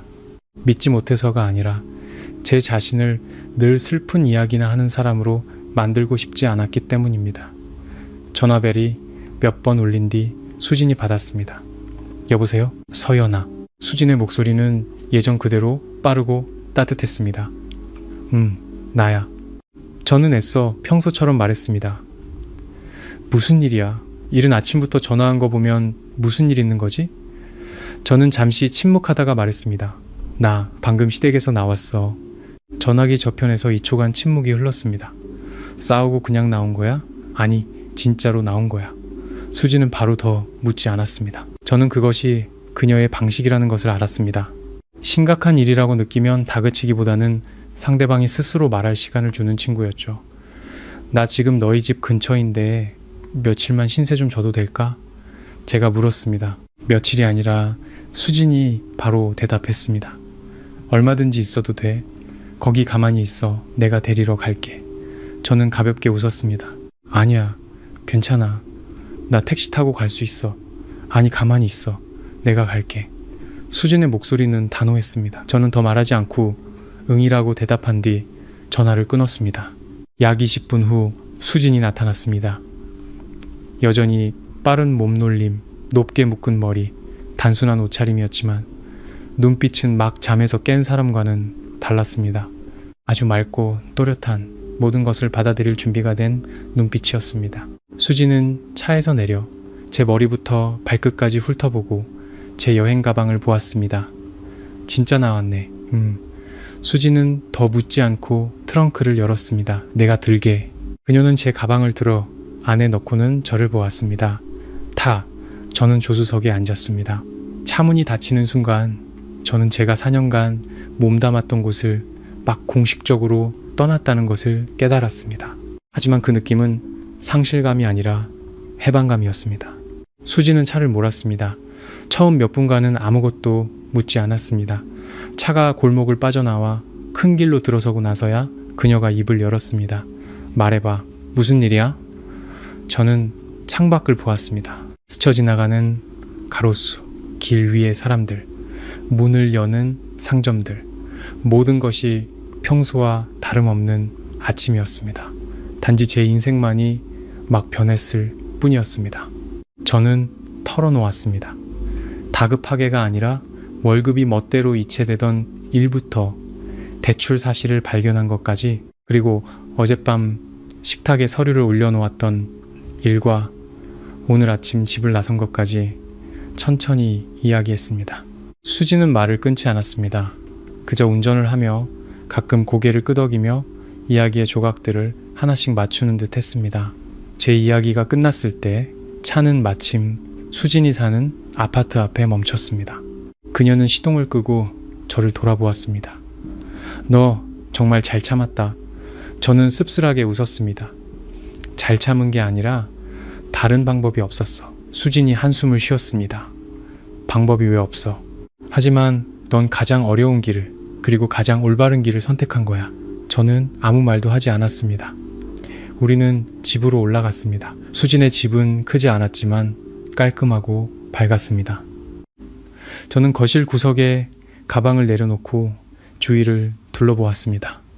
아주 단순하지만 제가 오랫동안 갖지 못했던 것, 바로 편안함을 느꼈습니다. 수진이 제게 물 한 잔을 건넸습니다. 마셔. 저는 잔을 받아 한 모금 마셨습니다. 이제 어떻게 할 생각이야? 수진이 물었습니다. 저는 의자에 앉아 잠시 생각했습니다. 나 회사 그만뒀어. 일단은 좀 쉬고 그러고 나서 새 직장을 찾아야지. 수진은 고개를 끄덕였습니다. 그쪽이랑은? 저는 제 손을 내려다보았습니다. 바로 돌아갈 생각은 없지만 아직 이혼을 결정한 것도 아니야. 수진은 잠시 침묵하다가 물었습니다. 아직 감정 남아있어? 그 질문에 저는 잠시 멈칫했습니다. 잠시 생각한 후 솔직하게 대답했습니다. 모르겠어. 아마 남아있겠지만 예전처럼 계속할 만큼은 아니야. 수진은 판단하지 않고 고개를 끄덕였습니다. 그거면 됐어. 지금 당장 결정하라고 스스로를 몰아붙일 필요는 없어. 저는 의자의 등을 기댔습니다. 처음으로 몸이 정말로 이완되는 것을 느꼈습니다.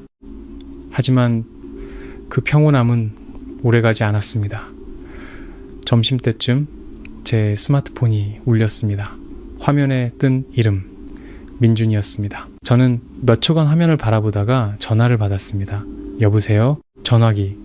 저편에서 잠시 침묵이 흘렀습니다. 그리고 아침보다 더 쉰 그의 목소리가 들려왔습니다. 어디야? 친구 집에. 그가 한숨을 쉬었습니다. 밥은 먹었어? 그 질문에 저는 조금 놀랐습니다. 그는 다시 침묵했습니다. 저는 그가 무슨 말을 하려 애쓰고 있지만 어디서부터 시작해야 할지 모른다는 것을 알았습니다. 서연아, 그가 불렀습니다. 나 엄마랑 얘기했어. 저는 대답하지 않고 기다렸습니다. 엄마가 빚 문제 전부 다시 검토해 보신대. 그리고 이제부터는 당신 돈에 절대 손대지 않겠다고 하셨어. 저는 들었지만 놀라지는 않았습니다. 오빠는요? 제가 물었습니다. 그는 머뭇거렸습니다. 나도. 내 몫은 내가 어떻게든 해결해 볼게. 저는 고개를 끄덕였습니다. 그가 볼 수는 없었지만요. 그게 오빠가 해야 할 일이에요. 그는 잠시 침묵하다가 말했습니다. 언제? 돌아올 거야? 그 질문에 저는 창밖을 내다보았습니다. 점심 햇살이 환하게 비치고 있었습니다. 지금은 돌아갈 생각 없어요. 그의 목소리가 가라앉았습니다. 알아. 우리는 몇 초간 침묵했습니다. 서연아, 그가 말을 이었습니다. 내가 큰 약속은 못하겠지만 나 변하도록 노력할게. 저는 바로 대답하지 않았습니다. 변화는 말이 아니라 제가 말했습니다. 행동이고 시간이 필요한 거예요. 알아. 저는 전화를 끊었습니다. 스마트폰을 내려놓고 길게 한숨을 쉬었습니다. 수진이 저를 보았습니다. 왜 그 사람들 벌써 바뀌기 시작했대. 제가 말했습니다. 수진은 어깨를 으쓱했습니다. 너를 잃을까봐 무서워서 바뀌는 걸까? 아니면 정말로 깨달아서 바뀌는 걸까? 저는 그녀를 보았습니다. 아직은 모르겠어. 수진이 고개를 끄덕였습니다. 그럼 그냥 천천히 지켜봐. 너무 쉽게 믿지도 말고 그렇다고 완전히 문을 닫지도 말고. 저는 가볍게 고개를 끄덕였습니다. 밖은 여전히 햇살이 밝았고 삶은 계속되고 있었습니다. 그리고 저는 아주 오랜만에 더 이상 그 삶에 수동적으로 끌려가지 않게 되었습니다. 수진의 집에서 보낸 첫 며칠은 생각보다 느리게 흘러갔습니다. 이른 아침 부엌으로 내려오라는 목소리도, 냉장고 문을 열 때마다 느껴지던 감시의 눈초리도, 몸이 천근만근 무거워도 무언가를 해야만 한다는 압박감도 없었습니다. 모든 것이 너무나 조용해서 어떤 때는 거실에 혼자 앉아 벽시계 소리를 들으며 마치 제 자신의 숨소리를 다시 듣는 듯한 기분이 들었습니다. 둘째 날, 저는 8시가 넘어서야 일어났습니다. 눈을 떴을 때 햇살은 이미 방 안 깊숙이 들어와 바닥에 긴 빗줄기를 만들고 있었습니다. 저는 예전 습관처럼 벌떡 일어나지 않고 몇 분간 가만히 누워 있었습니다. 예전에는 새벽 5시만 넘어도 부엌에 내려가지 않으면 머릿속에서 자동적으로 시어머니의 눈초리가 떠올랐습니다. 이렇게 늦게 일어나서 뭘 하겠니? 라는 말이 몸이 아직 깨지 않았음에도 저를 즉시 일으켜 세웠습니다. 하지만 오늘은 아무도 부르지 않았고 기다리지 않았으며 평가하지 않았습니다. 저는 일어나 깊은 숨을 들이쉬고 밖으로 나갔습니다. 수지는 이미 출근하고 없었습니다. 식탁 위에는 작은 메모지만 남아 있었습니다. 냉장고에 먹을 거 있으니 알아서 챙겨 먹어. 푹 쉬고 너무 많이 생각하지 마. 저는 메모지를 들고 잠시 바라보다가 미소 지었습니다. 수진의 관심은 요란하거나 강요하지 않았지만 제가 여전히 존중받고 있다는 것을 느끼게 해주기엔 충분했습니다. 제가 무언가를 해내서가 아니라 그 저라는 이유만으로요. 저는 냉장고를 열어 우유 한 팩과 빵 몇 조각을 꺼내 천천히 먹었습니다. 아무도 재촉하지 않았고 아무도 감시하지 않았으며 다른 일을 하기 위해 빨리 먹어야 한다는 압박감도 없었습니다. 간단한 아침 식사였지만 제가 지난 4년간 준비했던 그 어떤 풍성한 밥상보다 더 편안하게 느껴졌습니다. 식사를 마친 후 저는 깔끔하게 정리했습니다. 누군가에게 잔소리를 들을까 봐서가 아니라 제 주변 공간이 정돈되어 있기를 바랐기 때문입니다. 그 차이는 처음으로 제가 집안일을 하면서 그것을 짐으로 느끼지 않았다는 점에 있었습니다. 10시쯤 은행에서 문자가 왔습니다. 내용은 간결했습니다. 대출번호 555의 상환계좌 정보가 변경되었습니다. 저는 2번 다시 읽어본 뒤 앱을 열어 확인했습니다. 문자 내용대로 정기상환 부분이 변경되어 더 이상 제 계좌와 연결되어 있지 않았습니다. 저는 몇 초간 조용히 앉아 있었습니다. 그들이 시작했구나. 말이 아니라 행동으로. 하지만 제 마음속 감정은 완전히 홀가분하지만은 않았습니다. 마치 오랫동안 자신을 꽉 묶고 있던 밧줄을 풀었지만 그 자국이 아직 사라지지 않고 남아있는 듯한 느낌이었습니다. 바로 그때 전화벨이 울렸습니다. 시어머니였습니다. 저는 화면에 뜬 이름을 보고 잠시 망설이다가 전화를 받았습니다. 네, 전화기 저편에서 잠시 침묵이 흐른 뒤 예전처럼 날카롭진 않지만 여전히 약간의 경직됨이 묻어나는 목소리가 들려왔습니다. 밥은 먹었니? 그 질문은 은행 문자보다 저를 더 놀라게 했습니다. 네, 먹었어요. 거기 지낼 말은 하고? 저는 어떻게 대답해야 할지 몰랐습니다. 괜찮냐는 두 글자가 시어머니의 입에서 나오니 너무나 낯설고 어색하게 들렸습니다. 네, 괜찮아요. 그녀는 다시 침묵했습니다.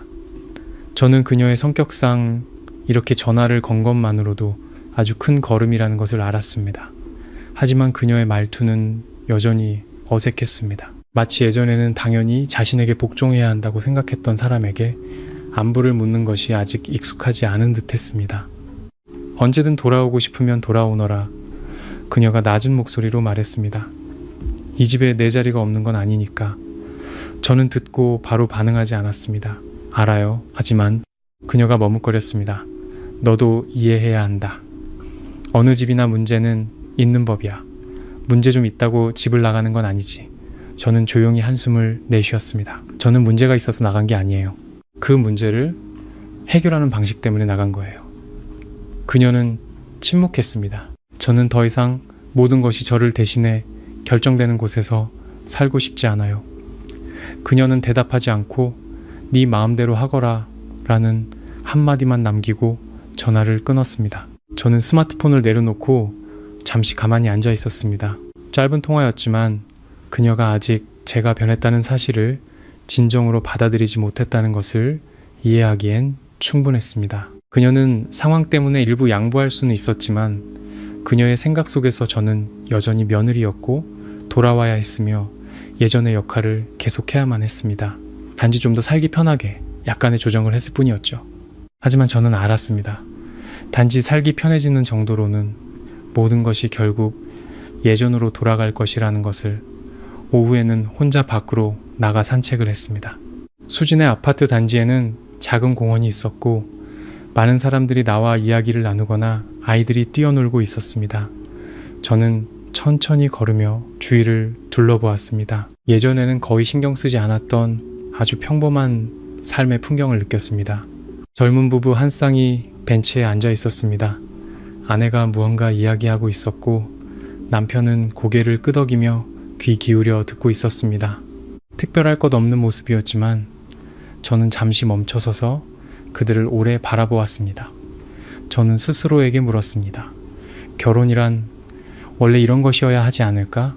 한 사람은 말하고 한 사람은 침묵하는 것이 아니라 한 사람은 결정하고 한 사람은 받아들이는 것이 아니라 두 사람이 함께 말하고 함께 듣고 함께 선택하는 것. 어두워지기 시작할 무렵 집에 돌아오니 수진도 막 퇴근한 참이었습니다.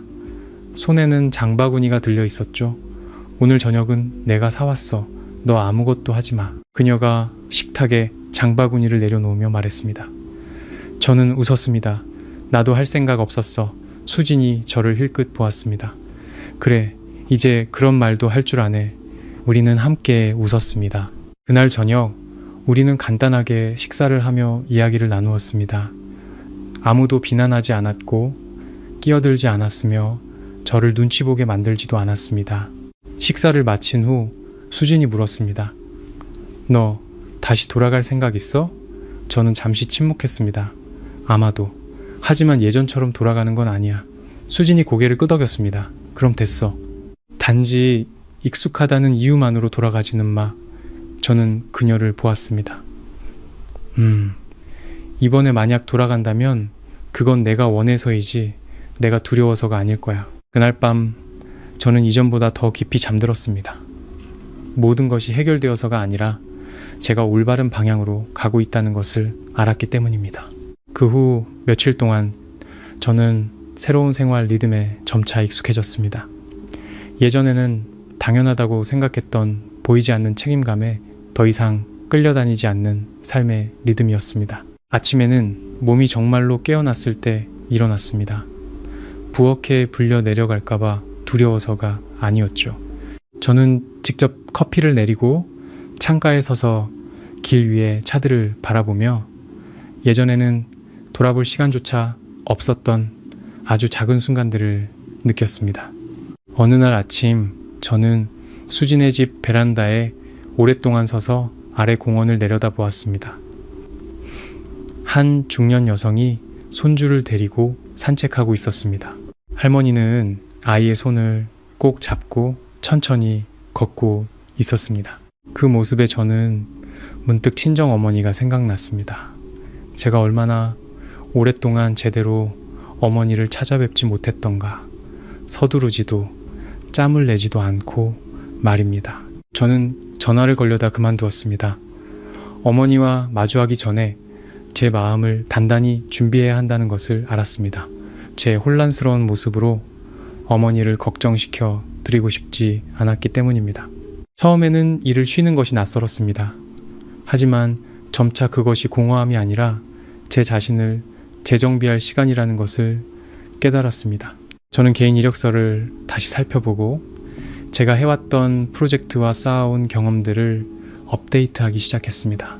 컴퓨터 화면 앞에 앉아있다 보면 문득 제가 최근 몇 달간 거울 속에서 보았던 지치고 체념한 모습보다 훨씬 더 유능한 사람이었다는 것을 깨닫곤 했습니다.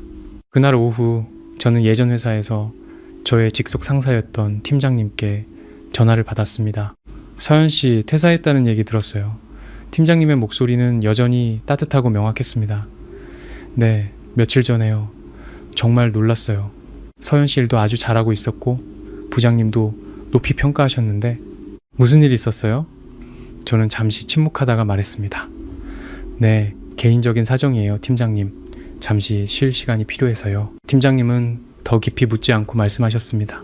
언제든 다시 돌아오고 싶거나 다른 곳 추천이 필요하면 꼭 연락해요. 실력 섞이지 말고. 저는 감사 인사를 드리고 전화를 끊었습니다. 그 전화 한 통은 제게 아주 분명한 사실 하나를 깨닫게 해주었습니다. 그 집 밖에서도 저는 여전히 가치가 있는 사람이었습니다. 저의 일, 저의 능력은 제가 한 가정을 떠났다고 해서 지워질 수 있는 것이 아니었습니다. 그날 저녁 수진과 밥을 먹고 있는데 다시 전화가 울렸습니다. 이번에는 혜진이었습니다. 저는 화면에 뜬 이름을 보고 조금 놀랐지만 전화를 받았습니다. 네, 전화기 저편 혜진의 목소리는 예전에 톡 쏘는 느낌 없이 약간 조심스러웠습니다. 언니, 잠깐 통화 괜찮아요? 말해봐. 언니가 며칠 동안 집에 없으니까 좀 이상해요. 저는 아무 말 없이 그녀가 다음 말을 하기를 기다렸습니다. 예전에는 언니가 모든 걸 다 해주는 게 당연했는데 이제 보니까 그게 생각처럼 간단한 게 아니더라고요. 저는 비웃는 게 아니라 가볍게 미소 지었습니다. 혜진아, 세상에 저절로 되는 건 아무것도 없어. 그녀는 잠시 침묵하다가 말했습니다. 언니, 미안해요. 그날 제가 했던 말들. 저는 말을 끊지 않았습니다. 일이 이렇게 심각한 줄 몰랐어요. 그냥 언니가 원해서 하는 줄 알았어요. 그 말은 예전 같았으면 저를 아프게 했을지도 모르지만 지금은 모든 것을 더 명확하게 보여줄 뿐이었습니다. 넌 이야기의 일부만 보고 그게 전부라고 생각하는데 익숙했던 거겠지. 혜진이 한숨을 쉬었습니다. 요즘 집에서는 엄마도 예전처럼 말씀이 많지 않으세요. 오빠는 매일 밖에 나가고 아마 돈 문제 때문에 그러는 것 같아요. 분위기가 너무 불편해요, 언니. 저는 들었지만 그 이유만으로 돌아갈 생각은 없었습니다. 그것은 그들이 스스로 마주해야 할 문제였습니다. 혜진은 침묵하다가 작게 말했습니다. 언니, 돌아올 거죠? 저는 창밖을 보았습니다. 도시의 불빛이 이미 켜져 있었습니다. 아직 그 생각은 안 해봤어. 하지만 내가 돌아가지 않으면. 혜진이 머뭇거렸습니다. 모든 게 예전 같지 않을까봐 무서워요. 저는 아주 조용히 대답했습니다. 맞아, 예전 같지는 않을 거야. 혜진은 더 이상 아무 말도 하지 않았습니다. 전화가 끊기고 저는 스마트폰을 내려놓았습니다. 마음은 더 이상 흔들리지 않았습니다. 수진이 저를 보았습니다. 그 집 이제 좀 느끼기 시작했나 보네? 저는 고개를 끄덕였습니다. 한 사람이 빠져나가면 예전에 가려져 있던 것들이 드러나게 마련이니까 수진이 어깨를 으쓱했습니다. 잘 됐네. 그들이 내 가치를 알게 될 테니. 저는 부정하지도 완전히 동의하지도 않았습니다.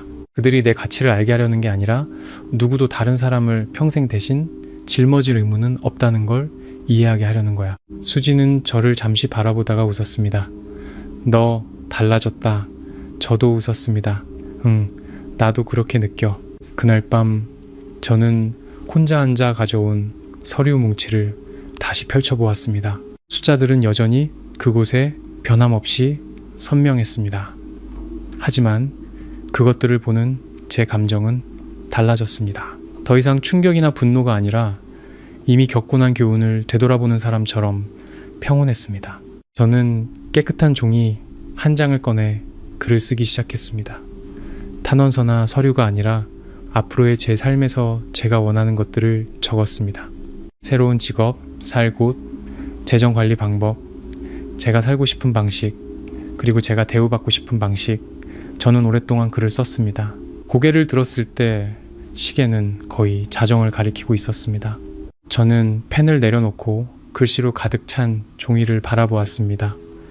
예전에는 가져본 적 없는 확신이 느껴졌습니다. 앞으로의 삶이 완전히 명확하진 않았지만 이번에는 제가 펜을 쥐고 있었습니다.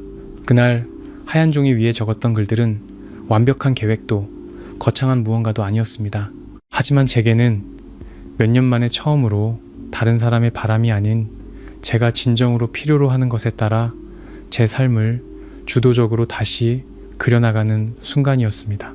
다음날 아침 저는 예전처럼 몽롱하거나 무겁지 않고 아주 맑은 정신으로 잠에서 깼습니다. 저는 커피를 내리고 책상에 앉아 컴퓨터를 켜고 이력서를 수정하기 시작했습니다. 제가 참여했던 프로젝트, 경험, 한 줄 한 줄 다시 써 내려가면서 저는 제가 생각했던 것만큼 약하지 않았다는 것을 깨달았습니다. 단지 너무 지쳐서 제가 얼마나 강한 사람이었는지 잊고 있었을 뿐이었습니다. 점심때쯤 전화가 울렸습니다. 이번에는 낯선 번호도 평범한 지인도 아닌 저희 어머니였습니다. 저는 화면에 뜬 이름을 잠시 바라보다가 전화를 받았습니다. 네, 엄마. 서연아, 너 어디 있니? 어머니의 목소리는 조금 다급했지만 애써 침착함을 유지하고 있었습니다. 네, 저 친구 집에 있어요. 무슨 일 있니? 어머니가 물었습니다.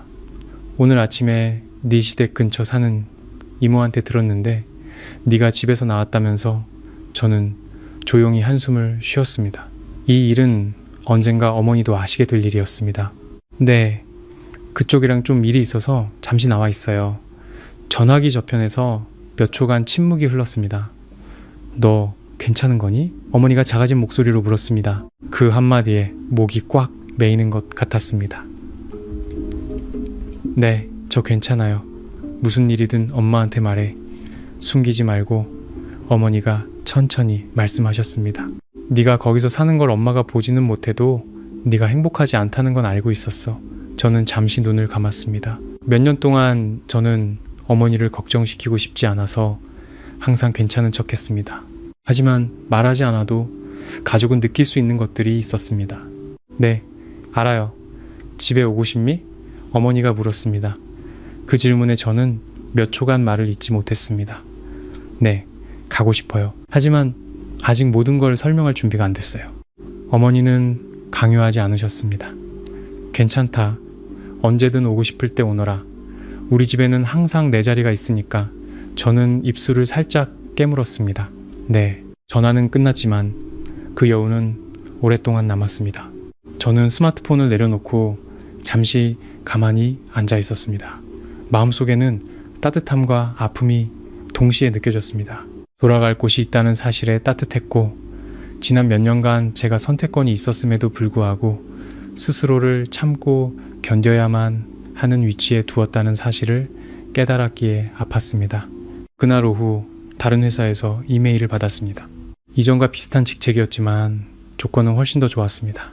저는 내용을 몇 번이고 다시 읽다가 웃음을 터뜨렸습니다. 인생은 정말 아무도 기다려주지 않는구나. 한쪽 문이 닫혔을 때 걸어나갈 용기만 있다면 다른 문이 열리는 법이었다. 문제는 그 걸음을 뗄 용기가 있느냐 없느냐였다. 저는 이메일에 답장하여 면접 일정을 확정했습니다. 그날 저녁 수진이 돌아왔을 때 저는 그녀에게 이 소식을 전했습니다. 그거 봐, 잘 됐네. 수진이 말했습니다. 새 직장이 생기면 금방 다시 안정을 찾을 거야. 저는 고개를 끄덕였습니다. 적어도 더 이상 내가 어딘가에 의존하고 있다는 느낌은 안 들겠지. 수진이 저를 보았습니다. 넌 단 한 번도 의존한 적 없어. 단지 다른 사람들이 그렇게 생각할 권리를 네가 줬을 뿐이지. 그 말에 저는 잠시 생각에 잠겼습니다. 맞았습니다. 그들이 저절로 권력을 가진 게 아니라 저의 침묵과 인내가 그들에게 그 권리를 쥐어준 것이었습니다. 저녁 8시쯤 다시 전화가 울렸습니다.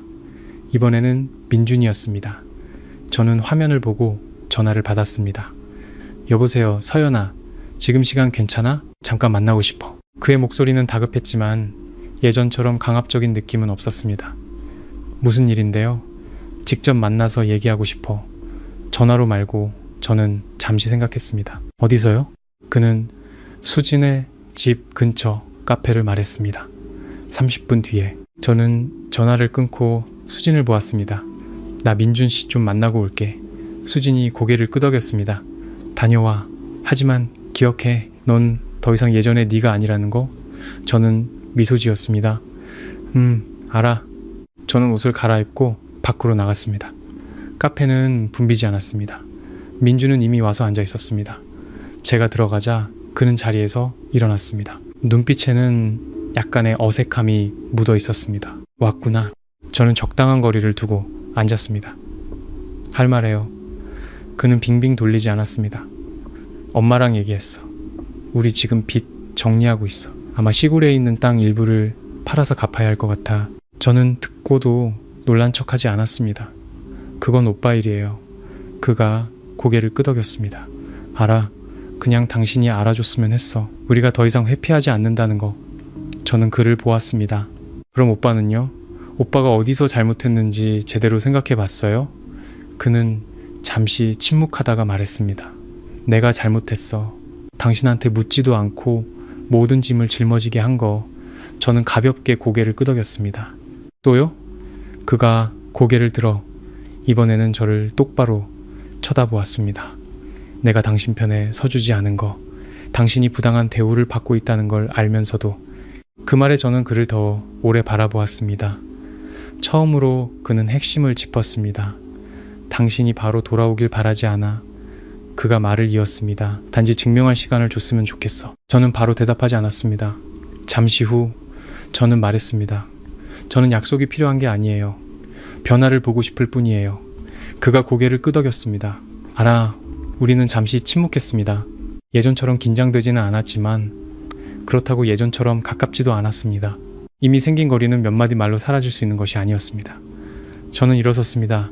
저 먼저 가볼게요. 그는 붙잡지 않았습니다. 조심해서 가. 저는 카페를 나섰습니다.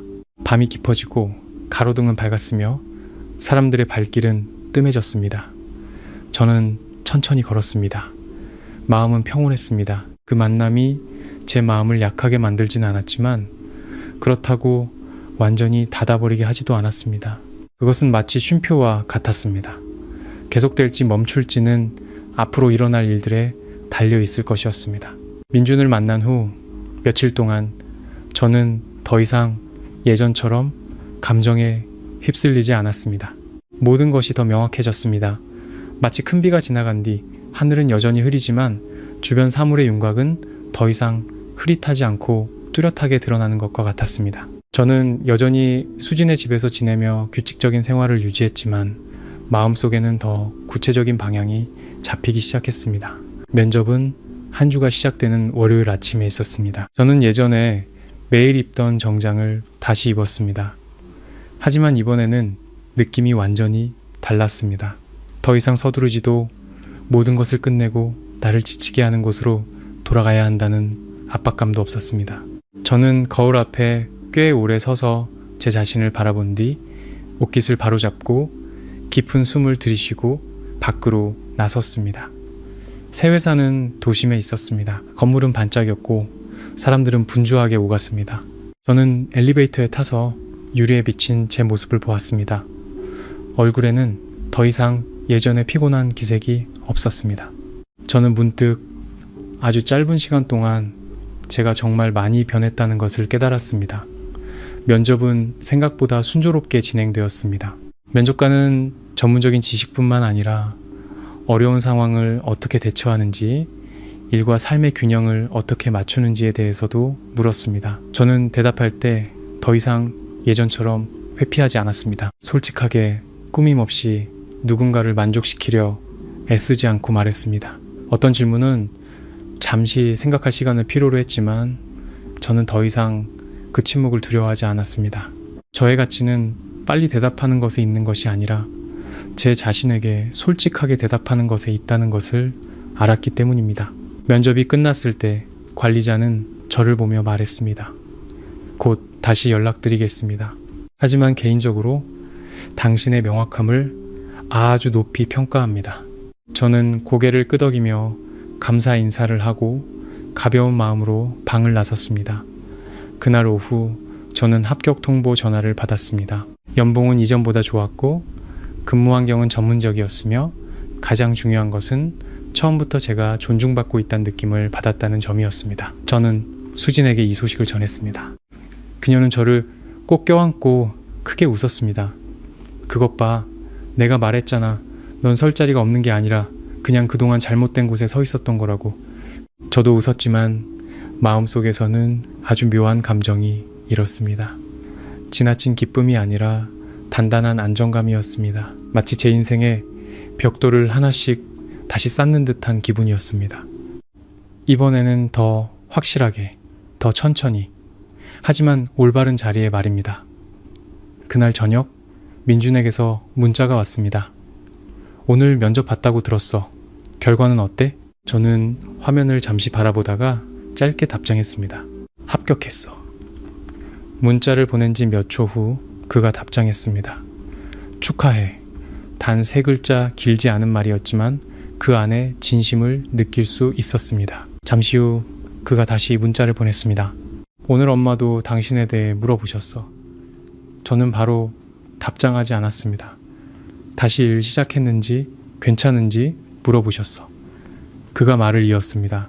엄마도 변하려고 노력하시는 것 같은데 어디서부터 시작해야 할지 모르시는 것 같아. 저는 문자를 읽고 화면을 껐습니다. 저는 더 이상 그런 말들에 서둘러 반응하지 않았습니다. 변화가 있다면 그것은 말이나 문자가 아니라 시간으로 증명되어야 했습니다. 그 후 며칠 동안 저는 새 회사에 출근하기 시작했습니다. 일은 바빴지만 그 바쁨은 사람을 가치 있게 만드는 종류의 것이지 지치게 만드는 종류의 것이 아니었습니다. 동료들은 친절했고 상사는 명확했으며 모든 것이 절차와 한계가 있었습니다. 아무도 저에게 화목을 위해 자신을 희생하라고 요구하지 않았습니다. 아무도 제가 할 수 있다는 이유만으로 더 많은 일을 해야 한다고 당연하게 여기지 않았습니다. 어느 날 오후 긴 회의를 마치고 저는 방에 홀로 남아 유리창 밖을 내다보았습니다. 도시는 여전히 시끄럽고 분주했지만 제 마음은 아주 평온했습니다. 저는 옛집에서의 날들, 침묵의 식사, 속으로 삼켜야만 했던 말들을 떠올렸습니다. 더 이상 아프지 않았습니다. 단지 모든 것이 선명하게 보일 뿐이었습니다. 그날 저녁 수진의 집에 도착했을 때 다시 전화가 울렸습니다. 이번에는 시어머니였습니다. 저는 화면을 보고 몇 초간 망설이다가 전화를 받았습니다. 네, 전화기 저편 시어머니의 목소리는 예전처럼 날카롭지 않고 한마디 한마디를 신중하게 고르는 듯 조금 느렸습니다. 다시 일 시작했다면서? 저는 조금 놀랐지만 대답했습니다. 네, 오늘부터 출근했어요. 그래, 그녀가 대답했습니다. 일하는 건 좋은 일이지. 여자도 자기 일이 있어야 해. 그 말은 예전 같았으면 별다르게 느껴지지 않았겠지만 이 상황에서는 다른 의미로 다가왔습니다. 처음으로 그녀는 제가 가족을 부양해야 한다는 말도, 돈에 대한 말도, 책임에 대한 말도 하지 않았습니다. 단지 저의 일에 대해 말했을 뿐이었습니다. 네, 그녀는 잠시 침묵하다가 말을 이었습니다. 이번 주말에 집에 와서 밥 함께 할 수 있겠니? 저는 바로 대답하지 않았습니다. 무슨 큰 얘기를 하려는 건 아니고 그녀가 덧붙였습니다. 그냥 밥만 먹자는 거다. 저는 바닥을 내려다보았습니다. 마음속에서 형용하기 어려운 감정이 솟아올랐습니다. 생각해 볼게요. 그래, 내 뜻대로 하거라. 그녀가 대답했습니다. 억지로 오라는 건 아니야. 전화가 끊겼습니다. 저는 전화기를 손에 든 채 오랫동안 가만히 서 있었습니다. 수진이 부엌에서 나와 저를 보았습니다. 누구 전화야? 시어머니. 수진이 눈썹을 치켜떴습니다. 뭐래? 주말에 집에 와서 밥 먹재. 수진은 잠시 생각하다가 물었습니다. 어떻게 할 생각이야? 저는 바로 대답하지 않았습니다. 아직 모르겠어. 하지만 이번에 만약 가게 된다면 예전으로 돌아가기 위해서가 아닐 거야. 수진이 고개를 끄덕였습니다. 그래, 가든 안 가든 그게 중요한 게 아니야. 중요한 건 네가 더 이상 너 자신을 잃지 않는다는 거지. 저는 그녀를 보고 조용히 미소 지었습니다. 그날 밤 저는 침대에 누워 바로 잠들지 못했습니다. 저는 그 전화와 초대와 저편에서 일어나고 있는 작은 변화들에 대해 생각했습니다. 모든 것이 좋아진 것은 아니었지만 적어도 무언가가 달라지기 시작했습니다. 그리고 저는 깨달았습니다. 가장 어려운 부분은 떠나는 것이 아니라 돌아갈지 말지를 결정하고 돌아간다면 어떤 자격으로 돌아갈 것인지를 결정하는 것이라는 것을요. 저는 눈을 감고 깊은 숨을 들이쉬었습니다. 주말이 다가오고 있었고 아마 그것은 또 다른 전환점이 될 것이었습니다. 주말은 생각보다 빨리 찾아왔습니다. 그 주 내내 저는 꾸준히 출근했고 제 시간에 업무를 마쳤으며 동료들과 평범하게 웃고 이야기했습니다. 하지만 마음속에는 항상 무언가 아주 중요한 것을 기다리는 듯한 고요한 공간이 있었습니다. 원하든 원치 않든 제가 마주해야만 하는 결정이었습니다. 토요일 아침, 저는 평소보다 일찍 일어났습니다. 누가 불러서가 아니라 깊이 잠들지 못했기 때문입니다. 저는 한동안 천장을 바라보다가 일어나 베란다로 나갔습니다. 날씨는 아직 쌀쌀했고 가벼운 바람이 불었으며 햇살은 따갑지 않았습니다. 주말의 도시는 평일보다 조금 더 느긋해 보였습니다. 서두르는 기색이 없었죠. 저는 스스로에게 아주 간단한 질문을 던졌습니다. 나는 돌아가고 싶은가? 돌아가야 한다거나 돌아가는 것이 맞다가 아니라 내가 원하는가? 였습니다. 저는 오랫동안 서서 바로 대답하지 않았습니다. 하지만 아주 명확한 한순간 저는 제 답을 알게 되었습니다. 저는 안으로 들어가 옷을 갈아입고 핸드백을 챙겼습니다. 수진이 방에서 나와 저를 보고는 많이 묻지 않았습니다. 가는 거야? 괜찮겠어? 저는 고개를 끄덕였습니다. 괜찮아. 이번에는 내가 뭘 하고 있는지 알아. 수진은 저를 잠시 바라보다가 말했습니다. 기억해. 넌 대화하러 돌아가는 거지 예전에 그 사람으로 돌아가기 위해 가는 게 아니야. 저는 미소 지었습니다. 저는 택시를 타고 익숙한 그 집으로 향했습니다. 길은 예전과 같았고 대문도 그대로였습니다. 하지만 제 마음속 느낌은 달랐습니다. 예전에는 들어갈 때마다 항상 준비해야 하고 제 자신을 맞춰야 하며 말 한마디 한마디를 조심해야 한다는 느낌이 들었습니다. 하지만 오늘은 저는 침착하고 명확하며 아무런 압박감 없이 평범한 손님처럼 들어갔습니다. 문이 열리고 시어머니가 서 있었습니다. 그녀는 저를 보았습니다. 눈빛은 예전처럼 날카롭지도 완전히 부드럽지도 않았습니다. 조심스러움과 기다림이 섞인 시선이었습니다. 들어오너라. 네, 저는 집 안으로 들어섰습니다. 분위기는 생각보다 조용했습니다. 시끄러운 TV 소리도 평소처럼 진동하는 음식 냄새도 없었습니다. 모든 것이 깔끔했지만 어딘가 익숙한 느낌이 부족했습니다. 민주는 거실에 앉아 있다가 저를 보고 일어났습니다. 왔구나. 저는 고개를 끄덕였습니다.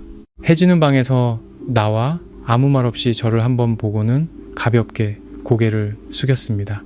우리는 식탁에 앉았습니다. 이미 차려진 밥상은 과하지 않았지만 풍성했습니다. 저는 이번에는 제가 준비한 것이 아니라는 것을 깨달았습니다. 시어머니는 자리에 앉아 저를 보고 말했습니다. 먹어라. 저는 젓가락을 들었습니다. 식사는 침묵 속에서 시작되었습니다. 아무도 서둘러 말하지 않았고 끼어들지 않았으며 말로 분위기를 압도하려 하지 않았습니다. 각자 적절한 때를 기다리는 듯 천천히 식사했습니다. 잠시 후 시어머니가 젓가락을 내려놓았습니다. 서연아, 네, 예전 일들, 내가 잘못했다. 그 말에 식탁의 모두가 잠시 멈칫했습니다. 저는 말을 끊지 않았습니다. 하지만 나는 내가 어디서 잘못했는지 몰랐다. 네가 말해주기 전까지는. 그녀가 천천히 말했습니다. 나는 내 방식대로 사는데 익숙했고 그렇게 하는 것이 가족을 위해 좋은 일이라고만 생각했다. 하지만 네 기분은 생각하지 못했어. 저는 그녀를 보았습니다. 감정이 솟구치지 않았습니다. 그저 조용히 듣고 있을 뿐이었습니다. 돈 문제. 내가 멋대로 결정해서는 안 됐다. 그녀가 말을 이었습니다. 특히 그게 내 돈이었을 때는 더더욱. 옆에 앉아있던 민주는 아무 말도 하지 않았지만 그의 손이 꽉 쥐어지는 것을 보았습니다. 이제부터는 각자 자기 몫은 자기가 관리하는 거다. 그녀가 말했습니다. 누구도 남의 것에 손대지 않을 거야. 저는 가볍게 고개를 끄덕였습니다. 알겠습니다. 그녀는 무언가 더 말하고 싶은 듯 저를 보다가 그만두었습니다. 잠시 후 민준이 입을 열었습니다. 나도 당신한테 말했듯이 내가 잘못했어. 저는 그를 보았습니다. 반복하는 건 중요하지 않아요. 다음에 어떻게 하느냐가 중요하죠. 그가 고개를 끄덕였습니다. 나도 그렇게 하고 있어. 내 책임은 내가 질게. 혜진은 조용히 앉아있다가 갑자기 말했습니다. 언니, 미안해요. 저는 그녀를 돌아보았습니다. 제가 예전에는 철이 없어서 언니가 하는 게 당연한 줄 알았어요. 이제 보니까 그게 아니더라고요. 저는 그녀를 보며 원망도 분노도 느끼지 않았습니다. 이해했다니 다행이다. 식사는 계속되었습니다. 분위기는 여전히 거리가 있었지만 더 이상 긴장되지는 않았습니다. 식사를 마친 후 저는 일어섰습니다. 저 가볼게요. 시어머니가 저를 보았습니다. 자고 가지 않고 저는 고개를 저었습니다. 아직은요, 그녀는 붙잡지 않았습니다. 그래, 저는 현관으로 나섰습니다. 민준이 따라 나왔습니다. 서연아, 저는 멈춰 섰습니다. 당신이 돌아오라고 강요하지 않을게. 하지만 언젠가 당신이 원하게 된다면 이 집은 달라져 있을 거야. 저는 그를 보았습니다. 저는 다른 집이 필요한 게 아니에요. 다른 삶의 방식이 필요한 거예요. 그는 침묵했습니다. 그리고 만약 제가 돌아온다면 그건 제가 그곳이 필요해서가 아니라 제가 그곳에 있고 싶기 때문일 거예요. 그가 고개를 끄덕였습니다. 이해. 저는 밖으로 나섰습니다. 등 뒤에서 문이 닫혔지만 이번에는 무겁게 느껴지지 않았습니다. 저는 미래가 어떻게 될지 몰랐습니다. 제가 돌아올지 아닐지도 확실하지 않았습니다. 하지만 한 가지는 아주 분명하게 알았습니다. 저는 제 자신의 그림자에서 벗어났습니다. 저는 경계를 정하는 법을 아니요 라고 말하는 법을 그리고 제 가치를 지키는 법을 배웠습니다. 그리고 가장 중요한 것은 어떤 관계에서든 희생이 한쪽에서만 나온다면 그것은 가족이 아니라 소모라는 것을 깨달았다는 점입니다. 저는 익숙한 길을 천천히 걸었습니다. 점심 햇살이 어깨 위로 떨어졌습니다. 따뜻했지만 따갑지는 않았습니다. 아주 오랜만에 저는 도망치고 있다는 느낌도 돌아가고 있다는 느낌도 들지 않았습니다. 저는 그저 평온하게 명확하게 앞으로 나아가고 있었습니다. 그리고 이번에는 온전히 저 자신을 위해서였습니다. 시청자 여러분, 이야기는 끝났지만 아마 여운으로 남는 것은 옳고 그름이나 승패가 아니라 삶의 충돌 속에서 각자가 자신을 어떻게 돌아보게 되었는가에 있을 것입니다. 자식으로서, 며느리로서, 아내로서 누구나 맡은 역할이 있습니다. 하지만 그 역할이 한 사람이 영원히 고개 숙여야만 하는 짐이 되어서는 안 됩니다. 효심이 결코 자기 자신을 잃는 것과 동의어일 수는 없으며 희생 또한 존중이 동반되지 않는다면 머지않아 조용한 상처가 될 뿐입니다. 평생을 다른 사람을 위해 살다가 지쳤을 때 비로소 단 하루도 온전히 자신을 위해 살아본 적이 없다는 것을 깨닫는 사람들이 있습니다. 하지만 어떤 사람들은 한 번의 멈춤, 익숙한 것에서 벗어나는 한 번의 용기를 통해 더 균형 잡힌 삶을 배우기도 합니다. 자신을 올바르게 사랑할 줄 알아야 다른 사람을 더 오래 사랑할 힘도 생기는 법이니까요. 가족이란 결국 누군가가 표면적인 평화를 위해 참고 견뎌야만 하는 곳이 아니라 각자가 한 인간으로서 존중받고 경청되고 인정받는 곳이어야 합니다. 부모는 자식을 사랑하기에 멀리 내다보며 걱정할 수 있고 자식은 효를 위해 인내할 수 있습니다. 하지만 양방향의 이해가 부족하다면 혈연의 정 또한 기댈 곳이기보다는 족쇄가 되기 쉽습니다.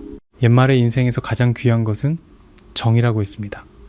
그 정은 거창할 필요 없이 그저 진심이면 족합니다.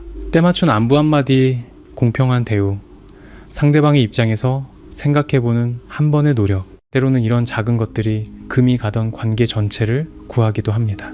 친절함은 사치스러운 것이 아닙니다. 그것은 우리가 말하는 방식, 듣는 방식, 그리고 우리와 가장 가까운 사람들을 대하는 방식, 바로 그 안에 있습니다. 결국 누구나 성장하는 법을 배워야 합니다. 어떤 이는 사랑 속에서, 어떤 이는 상처 속에서 성장합니다.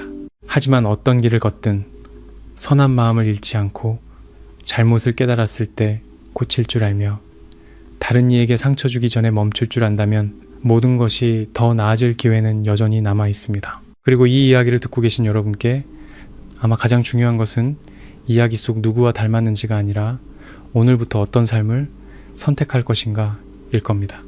침묵이 너무 길어져 거리가 되지 않도록 사소하다고 여겼던 것들이 쌓여 큰 상처가 되지 않도록 하십시오. 그리고 어떤 상황에서든 서로에 대한 친절함과 존중을 지키는 것이야말로 가정을 지키는 가장 견고한 방법이라는 것을 잊지 마십시오. 결국 돈은 다시 벌 수 있고 직업은 바꿀 수 있지만 한번 잃어버린 사람 사이의 정은 처음처럼 되찾기 매우 어렵기 때문입니다.